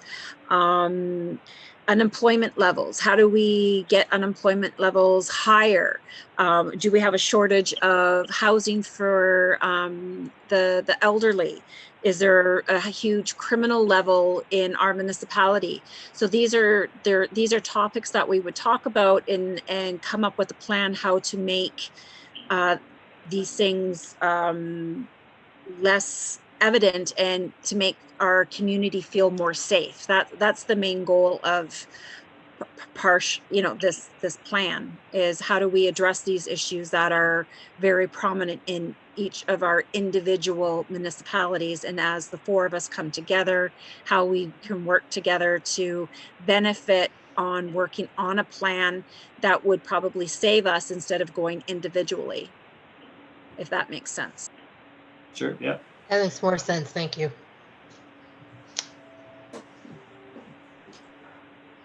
Okay. We'll move on to the next item then. Thank you for that. Next item on the agenda is item L. It's a commitment to the community safety and well-being. We had a document here prepared by Cindy. Everyone's had a chance to have a look at that.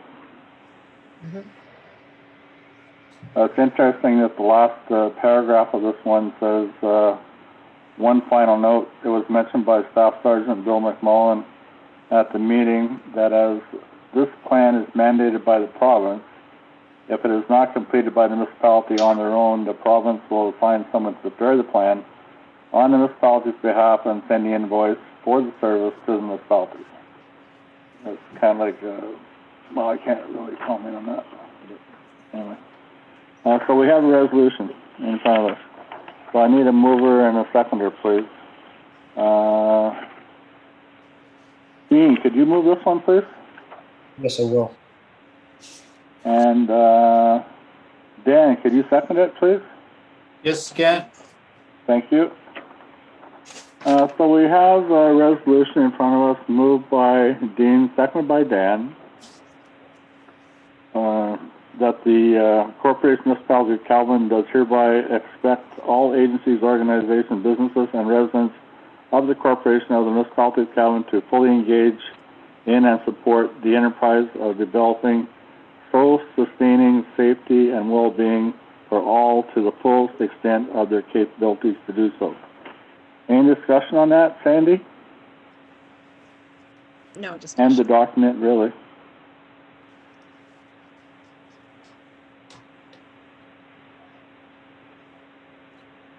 Sandy? I said no discussion. Okay. We've already, Councillor Maxwell. No discussion. Thank you. Councillor Olmsted? No discussion. And Councillor Grant? No discussion. Thank you. So we'll take a vote on this. Councillor Cross, do you vote yes or no to proceed? yes, I do. Councillor Maxwell? Yes. Councillor Olmsted? Yes. Councillor Grant? Yes. I do as well. So this resolution is carried as well. Thank you.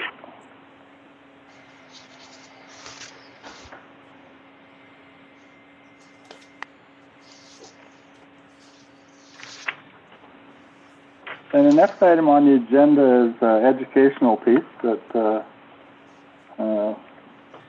Cindy has put in for us to have a look at.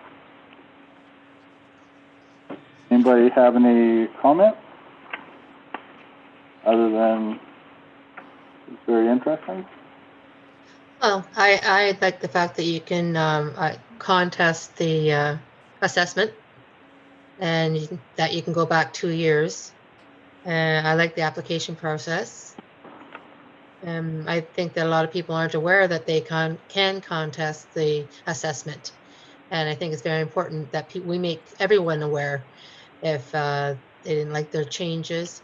I know myself, apparently there was a few buildings attached to my property, but in the meantime, there was buildings that I was still being taxed on that aren't part of my property anymore. I had an assessment done, so there's 3 buildings no longer on my property that aren't there, and so my assessment has gone down significantly. I haven't found out exactly how much. As well, just as information, when I lived in another city, they always tried to tax me as a corner lot, but I lived on a crescent. And every year they tax me as a corner lot. I lived on a crescent. I wasn't at the corner of so-and-so. I lived on a street. And they always try. And so, no, it's just a little bit of paperwork, and it can save you thousands of dollars. So it's important information everybody should have. What's good is this is part of our council package. It's available to our residents to look at, right, to see. Yes. Councillor Cross, any discussion? No, thank you. Councillor Maxwell? No discussion? Councillor Olmsted, anything else? Nope, it's good. No, and Councillor Grant? I have nothing to add on that. I think, I just want to say, I think it was pretty enlightening, actually. And I want, hopefully we can continue to receive this type of thing. Thank you for that. So, next item on the agenda is information letters. We seem to be getting more and more and more of these things, and they're not just one page anymore. Like they're 2 and 3 and whatever. There was a lot of pages in this flyer. I'm not really sure how many. I'm thinking a few hundred. Anyway, that in itself is costly. So, Sandy, was there anything in those information letters that you wanted to discuss? Well, I would like to discuss the informational letters themselves, period. But there was only one in there that I thought maybe we should support, and that was T, deadlines for grant applications. Yeah. Sometimes we get these and there's no time. So I'm hoping I'm speaking for Cindy that there's no time. Getting only like a month to prepare when you have so much other things on your docket to take care of. I think it's important that we support this one. Excuse me. Most of these informational letters that I saw were very repetitive of what I was receiving through my emails, like from the AMO or from Anthony Ryota. I know that as council, we've asked Cindy to supply all information that comes to her, and I think that's one of the reasons why we're getting so much, because to be honest, I have never seen a package this thick before. That's a lot of paper between the 5 of us. I would like to suggest that I know that some love to have paper, or they want to read through it. I personally would like to get all of my informational letters via through the electronically, if possible. I think it's going to save Cindy some time. Or can we trust Cindy? Can we entrust Cindy to maybe read out some of these that are repetitive? Because I know there's like three or 4 just in this one where I've seen online, or they duplicated each other. The amount of ink and paper and time, I think we need to, I know I'm not saying let's save some trees here, but I find that this is very wasteful.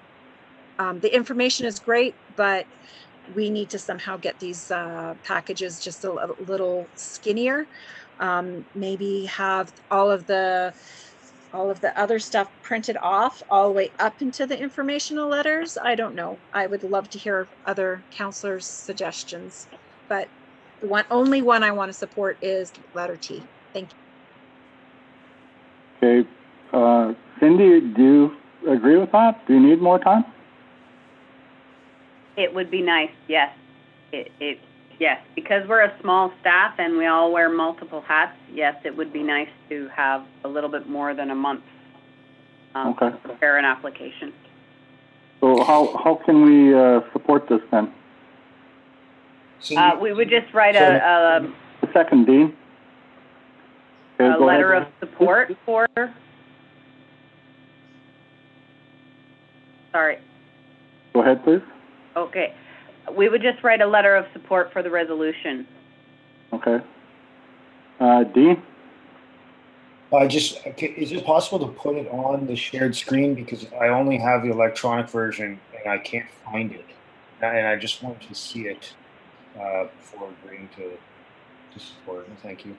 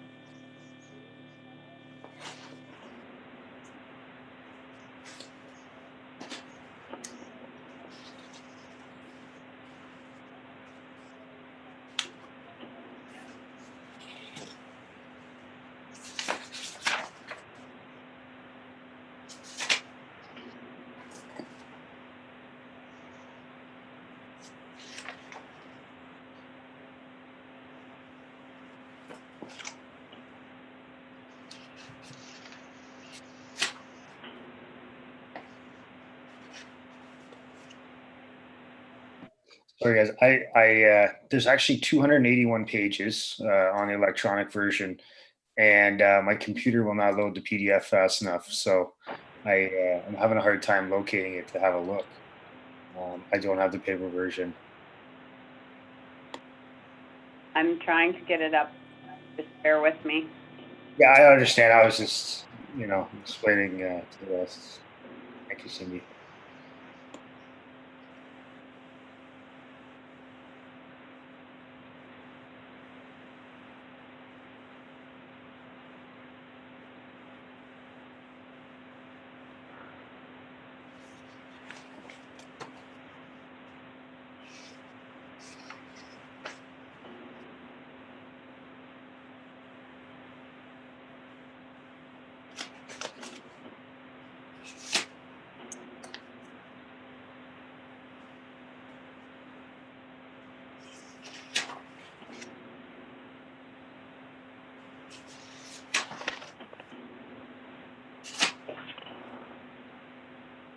Okay, it's on the screen now. Thank you. Thank you very much. You can continue. Okay, so I'm going to take a poll if we're in agreement to supporting this. Sandy? Yes. Dan? Yes. Heather? Yes. And Dean? Yes. I am as well. Dan, is there anything in the information letters that you saw? I think I like the idea that two impact and the health unit said they weren't going to raise their levy, so we're going to keep it the same as last year. That was good news. I'm interested in checking out, I haven't had time yet to do yet, the Northern Transportation Plan. That was that we got from them, saying the plans for the North Transportation. I'm curious about how they're coming along with that new highway that's going to cut through Kelvin. And see if that's actually ever going to happen in our lifetime or not. I found that the amount of letters similar to what Sandy said, the volume of letters was a bit overwhelming, and I actually didn't finish this section here. I didn't get through it all. I got up 5 this morning, was reading through them still, but it looks like I got through most of it though. And I like to receive those electronically as well, if that's could be possible. That the information that is, if I could receive this electronically, and then I could just highlight, make some personal notes on them, and and come back to the ones that I want to pay attention to. But I find that I'd like to try to reduce the volume of paper that we're getting in our packages. So for me personally, if it's possible, I would be okay with accepting, getting the information letters electronically only. I could handle that. So, I think okay. they're already available on the website, so I can go to the website and see them anyway. Often I'll review the package on my laptop. Yeah. Yeah. So. So, anything else, Dan? No. Okay. So we need to look in at electronics. Is just looking at the website good enough for you, Dan, or? Actually, yes. I often review the package on my iPad, and I just go through, because I can actually make the lettering bigger, so I can see it better. Dim lighting, so I can read it in bed at night or something. Sandy, so Heather, what's your thought on that? Electronic paperwork, is that what you're talking about? I can't read anything electronically. I really can't. But I do have letter Z, BB, Castle Home for the Aged. I want to support East Ferris. Reading that document, seeing that Mattawa is paying less than we, I want to agree with Dean that we should always pay per capita. I don't think many pipelines are going to live in a nursing home. That we should sign a blank check for them to waste money time and time again.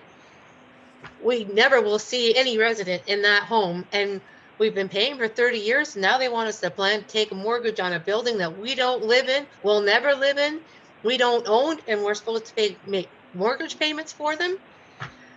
When does this end? I get fired up every time I talk about Castle Home. I'm sorry. I'm just looking at my 87-year-old aunt. She's living with my other aunt because there's no room in the inn. So what are we paying for? When does it stop? And why does Mattawa pay less than we do? All these. So Castle Home. East Ferris, I agree with her. I'd like to meet that woman. I really want to talk to her. She seems about as fired up as I am. Okay. So you want to support that one? Is that what you're saying? Absolutely. Okay. Sandy, how do you feel about that? I'm trying to figure out which one was it that Heather you're talking about? CC. CC.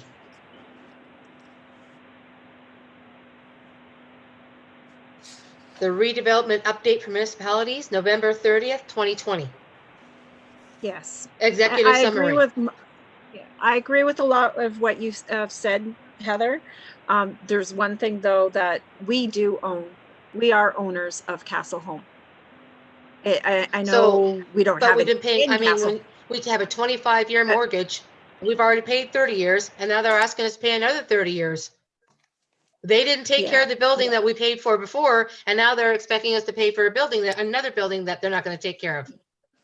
That's my point. That's a whole other huge. But we need to get mad about it, though, right? We can't just eat it. Well, but technically we own it. We're owners. We're co-owners, and that's why we pay into it. That's why we're trying. Yes. We pay a monthly levy for operational on it, right? Mm-hmm. So are you in agreement supporting CC, Sandy? Yes, I am. Dan, are you in agreement to supporting CC? Yes. And Heather, we know that you are, I think. Just kidding. Yes. Dan, Dean, sorry, are you in agreement to supporting CC? I'm in agreement to bring it back for a vote of support, right? That's what we're saying right now. We're going to bring it back for support. Or are we voting right now for support? I guess is my question. Well, I was asking the same as we did with the one for deadlines for applications. I was asking if we're going to support this letter from East Ferris. Will it be at the next meeting for a vote? No. No, this is the vote? Yeah. Do we support the letter? Sandy supported it, Dan supported it, Heather supported it. You support it? You can I say yes will. or no. Yeah, No? I will. I have many other questions, so I just was waiting for your comment. But yes, I will. I'm going to give you an opportunity to, I'm going through the list of people who have items they want to talk about, and we're at you now.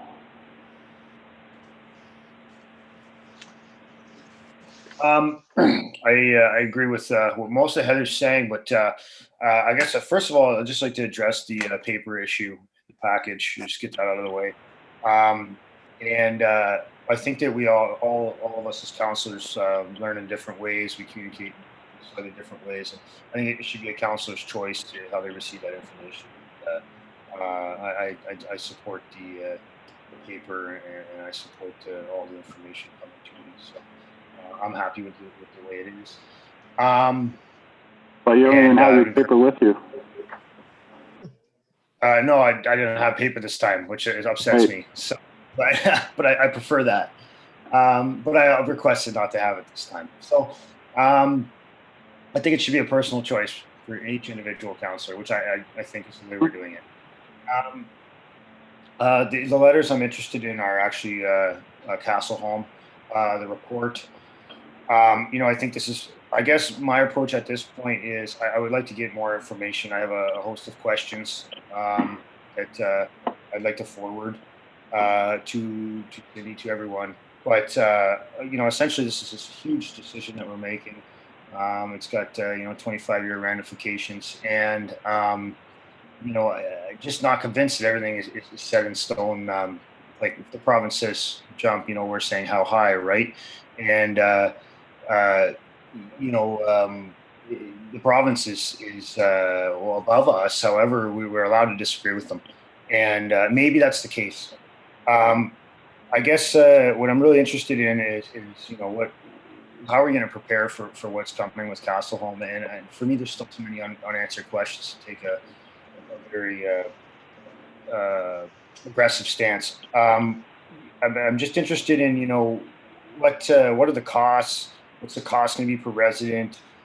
Is it a good idea? Do we have to secure the debt? Because I've talked to some other local councillors that are saying that it's only the municipalities that are staying in the agreement that have to secure the debt. I don't know. No, everybody's got to pay for development. We have to pay the development. We have to pay the development, but when it comes to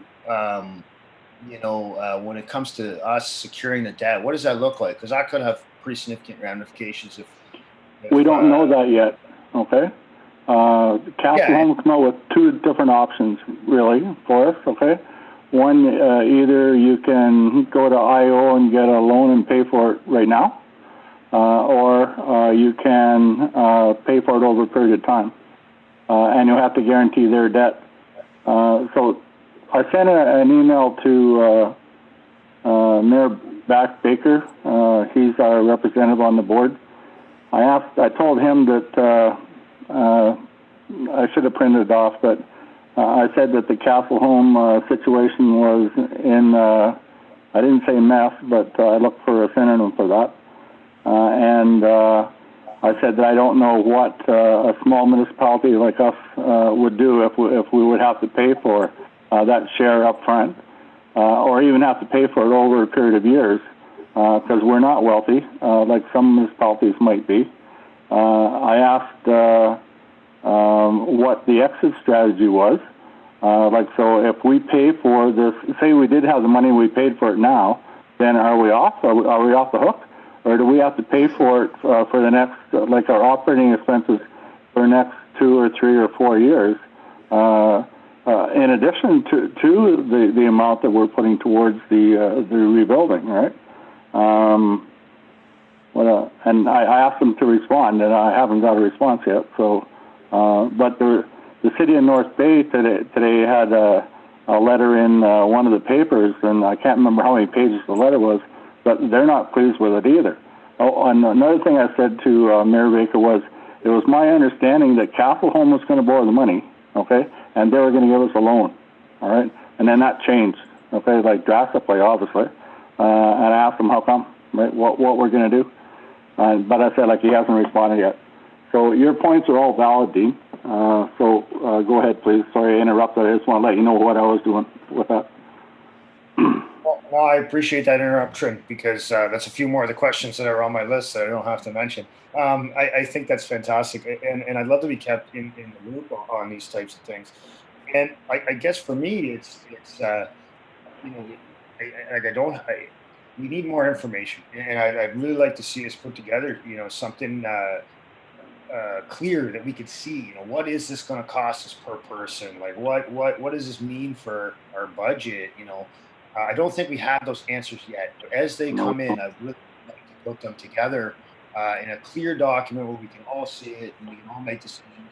And, you know, if need be, we can use some of this information, you know, to advocate on behalf of our taxpayers in the media, against the, you know, put pressure on the provincial government and Castleholm, because.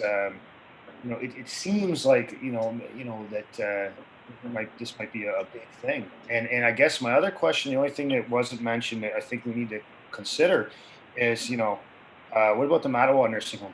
Are we going to be paying into 2 nursing homes for the next 25 years? And yeah. I guess my point here is that at some point, as council, as municipal government, as you know, community leaders, we're going to have to say to the province that at some point, I believe, that we just can't accept any more downloading of costs. You know, maybe this isn't the issue, but at some point, we're going to have to probably stand up to the province in a significant way, and to say that you know, we can't shoulder medical costs on property taxes.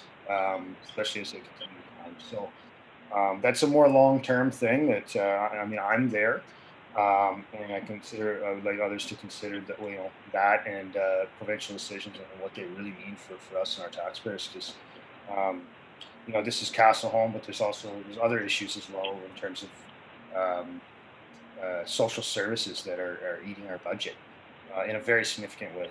And I just thank you, Mayor Pennell, for informing us you've already reached out, and you know, I just want to gather as much information as we can. Thank you. Yeah. Okay. Thanks. Okay. So that was, everybody had a turn on the information letters.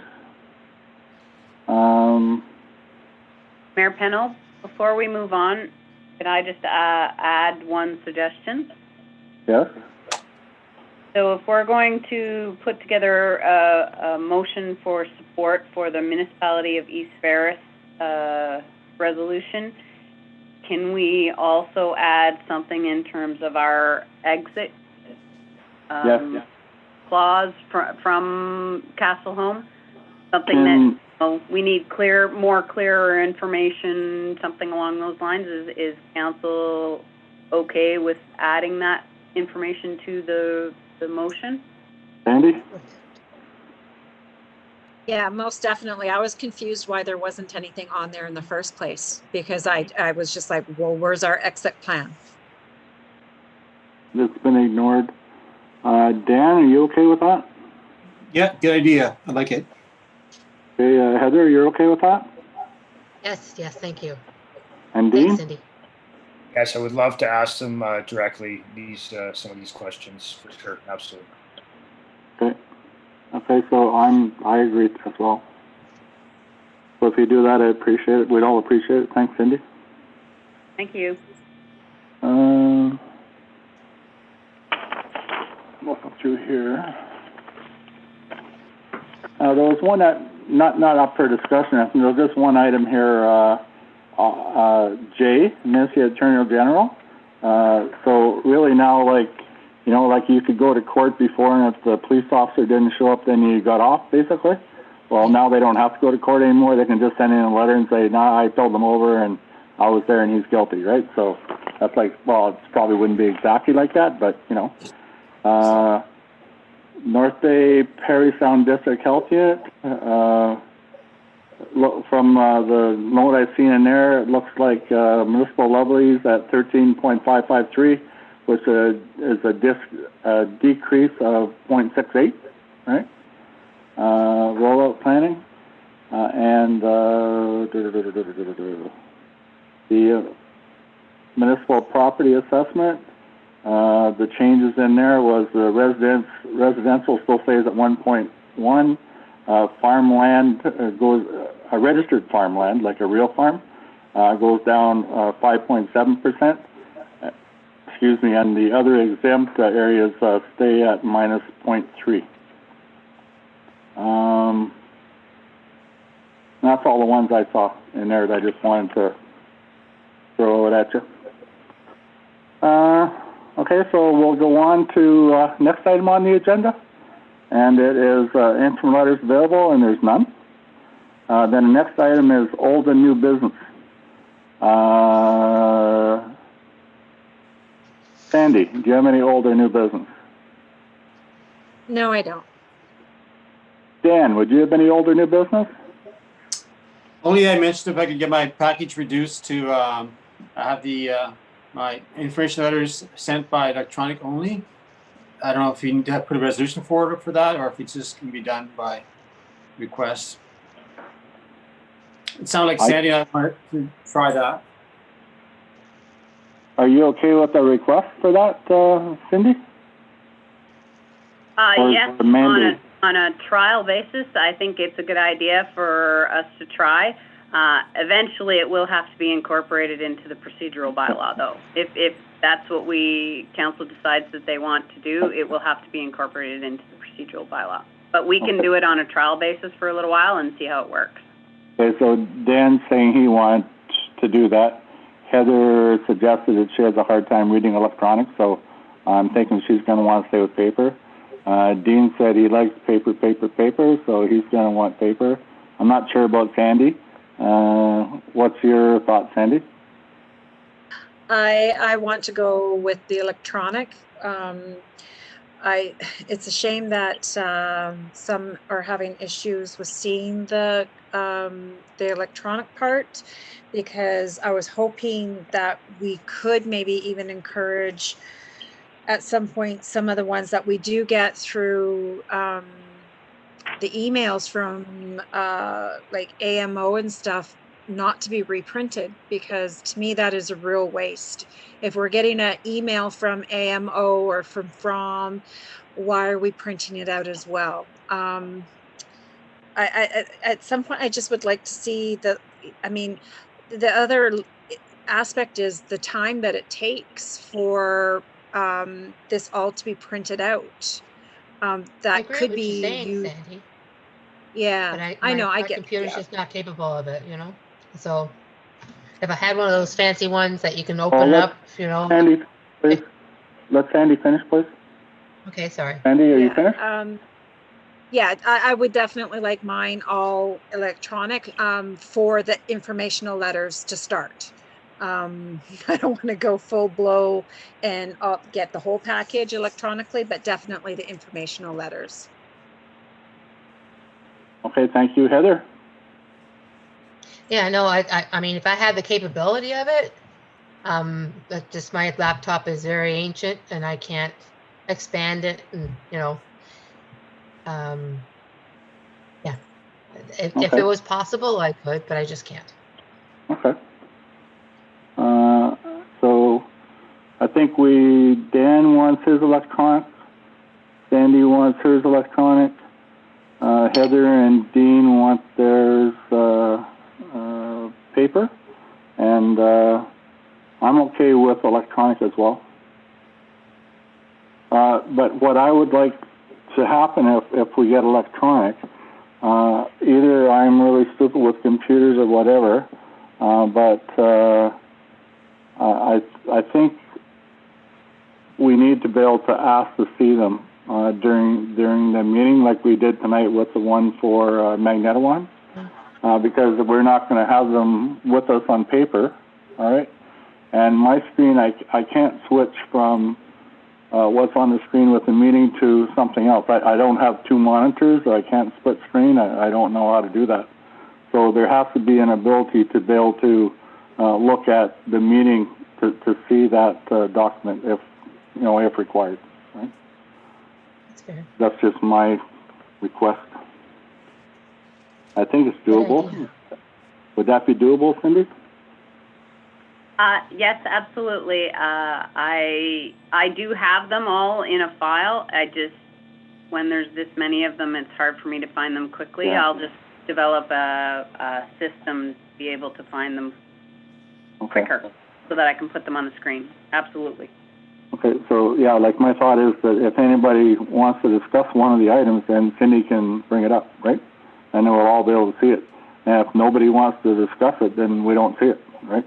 Other than having reviewed it in our council package electronically, right? Does that make sense for everyone? I have a question though. There are things that come into our package that really don't have anything to do with our areas. And sometimes they could be interesting, but for the most part, I don't find it relevant for us to receive them. Could we maybe potentially in the future relook at that, because that would also save as well in the future? Like we're getting things down from Peel or Perth, or I mean, it's you know, the drainage. It's not going to have anything to do with us. Just something to think about in the future. That way we can focus on the things that are here and more pertain to us, and we can move on. That's all. Thank you. Yeah, I wouldn't want my information to someone go through it to determine what I was going to see and what I wasn't going to see. All right. So the municipality that's putting out that resolution, whatever, they've requested it goes to all the municipalities in Ontario, or we wouldn't get it, right? So if they feel that we need to see it, then I want to be able to have the opportunity to look at it. I read every one that I get, all right? And some of them are like, oh yeah, section 6 again, right? Or whatever, like there was 3 or 4 of them in this package. But at least I got them and knew somebody was sending them to me. I don't want somebody to edit that information for me, right? So I'm just saying that. Okay. Old and new, Dan. So that was old and new, yeah. I just had to mention, that was it about the paper. Nothing else other than one solution that Mattawa did is they bought all their councilors' tablets. Because it is the difficulty is having the 2 screens, because right now I can't look at the package because I have the screen up. So it is a bit of a problem, all right. In live meetings, it wouldn't be so bad because you could have your laptop or whatever with you at the meeting and just look at the information. But right now, yeah, I can't switch over to unless I look at it on my phone or something like that. But yes, that is a problem there. I'm the same way. Retrieving the information. But I have nothing else. Okay. Councillor Olmsted, do you have anything old or new? No, thank you. Okay.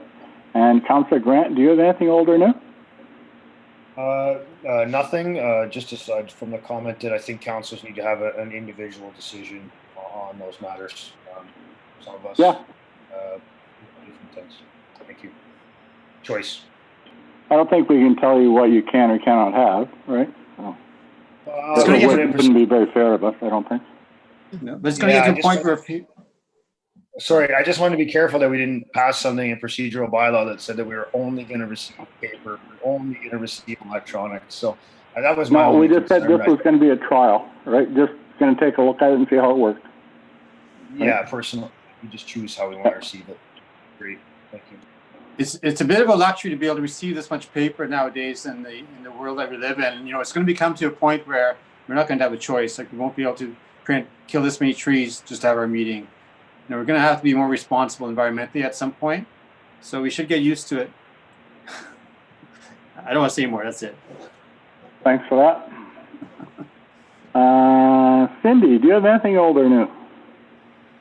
I have a couple of things. Okay. So first thing, at the last council meeting, I mentioned that we had a meeting with DSAB, and at that time they were proposing a 5% levy increase. They've actually passed or got their budget approved, and the levy increase is actually going to be 1.97% instead of the proposed 5%. Oh, So that's they good. were able to knock off approximately 3% off of that. So that's some good news. That's pretty good. And I received an email. I'm just going to put it up on the screen. A member of the public asked me to read this out. Instead of reading it out, I'm just going to put it on the screen so that all of council can read it.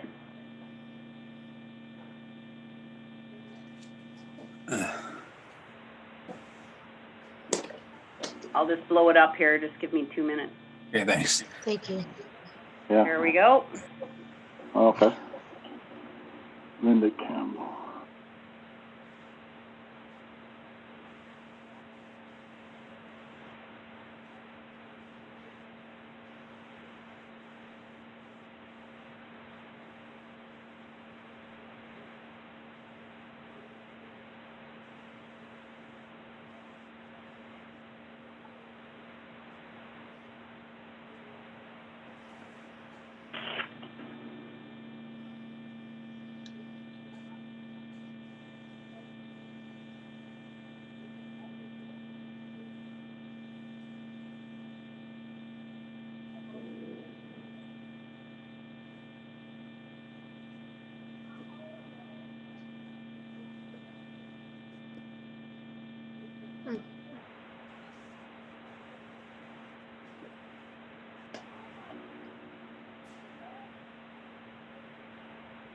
Well, that's nice. Nice letter.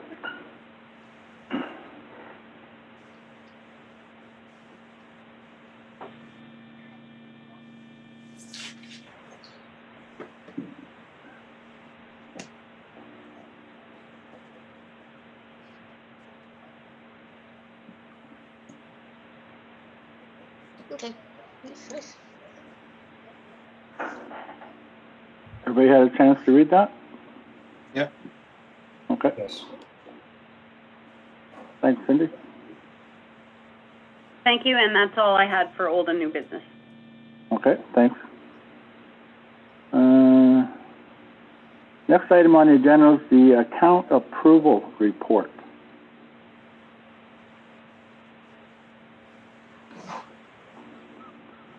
I need a mover and a seconder for this. Councillor Cross, can you move this one, please? Yes, I can. And Councillor Olmsted, could you second it, please? Yes. Thank you. So we have a resolution moved by Councillor Cross, second by Councillor Olmsted, that the disbursements dated December 17, 2020, in amount of $128,619.01, and December 22nd, 2020, in the amount of $4,190.64 be hereby authorized and passed for payment. Any discussion? Councillor Cross.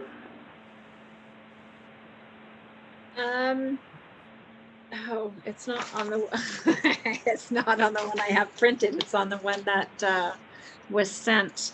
I had a couple of questions about, there was a lot of repairs for the truck. I was curious about that. And then a purchase of a mailbox. Just enlighten me. I'm just curious about the mailbox. The Yeah, there was a lot mailbox of- that we have out by the road where we receive our mail is falling apart. It's rusted, the door doesn't close. When it snows out, it gets full of snow. Okay. It's like 10 or 15 years old, apparently. The door won't, like I said, the door won't close anymore, so we're replacing it. Yeah. Okay. No, I just thought maybe somebody lost their mailbox and we had to replace it, or I was more curious than anything. And then just No, it's for just us, the- it's the municipality. okay. Okay, and just the repairs and maintenance that seemed to be quite a bit of repairs. Just yeah, that's what I was curious about. Chris, do you want to answer that Yeah, we've had a lot of bad luck with our older truck. We've done a fair bit of engine repairs on it. Earlier this summer, I was telling you that we did an engine oil cooler, and we had to take it into Peterbilt in North Bay to get it worked on. There was we had ended up putting an aftermarket part on, and it wasn't compatible with the engine, so we had to take it back and get a genuine Cummins part. And the credit for that probably hasn't come through yet. So that's one of them. The air dryer failed last Monday, and the clutch fan failed. So the air dryer was $307, and the clutch fan, which is the fan that cools the engine, it was saturated with oil and had failed and was a part of the overheating problem with the truck. And it was a fairly expensive purchase. It was $1,000 plus the core, which was $700 and some dollars. And we haven't taken that core back yet, but we'll get a core credit for that. So, at some point, the truck is getting older, and at some point, we really got to look at replacing it. I know we still got a year and a half to 2 years to pay on the grader, but this truck now is 15 years old. So it's just something to keep in mind for the next couple of years. That's about all I can say. We're doing our best to keep it going. That answer your question, Thank you. Sandy? Yes, it Okay. does. Thank you. Okay. Anything on the accounts that you want to speak to, Dan? No, it looks okay. No, I can understand the truck repairs. It's like the trucks work really hard this time of year. Our roads department is like going nonstop pretty well, so Yeah. it's understandable. Yeah, they're not residential vehicles, right? They're working vehicles. Heather, do you have anything on the accounts approval? No, everything looks good to me. Dean? No questions. Okay. So, okay, I'm going to call for a vote to accept them. Sandy, do you vote yes or no to accept this report? Yes. And Councillor Maxwell, do you vote yes or no? Yes. Councillor Olmsted Yes. and Councillor Grant. Yes. Okay, thank you. This I vote yes as well. This resolution is carried. Thank you, everyone. There's closed portion, there's none. Business Horizons Council closed portion, none. Notice of motion, none.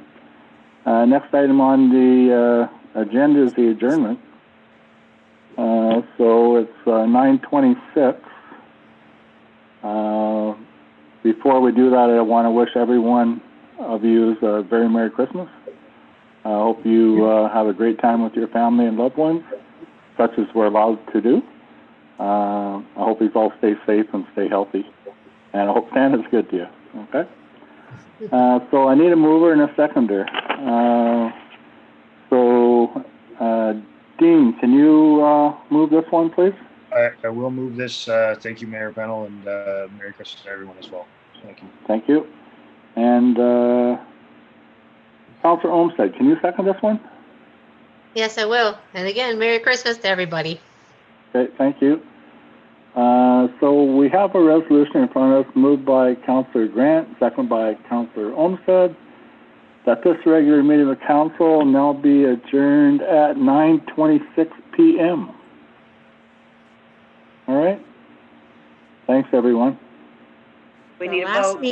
The last meeting of the year. We'll see you next year. Oh, shoot, we have to vote. Okay, so I'm going to call this for a vote. Yes. Pardon me? Okay. Councillor Yes. Croft? Yes? Yes. Excuse me, Councillor Yes. Maxwell? Yes. Merry Christmas, everyone. Thank you. Councillor Olmsted? Yes. Yes. Okay. And Councillor Grant? Yes. Okay, thank you, and I vote yes as well. Okay. See you in 2021. 21. Scary. Wow, eh? Hope better in Okay, good night, 2020. Good night. Bye. Merry Christmas, everybody. All right. Bye now.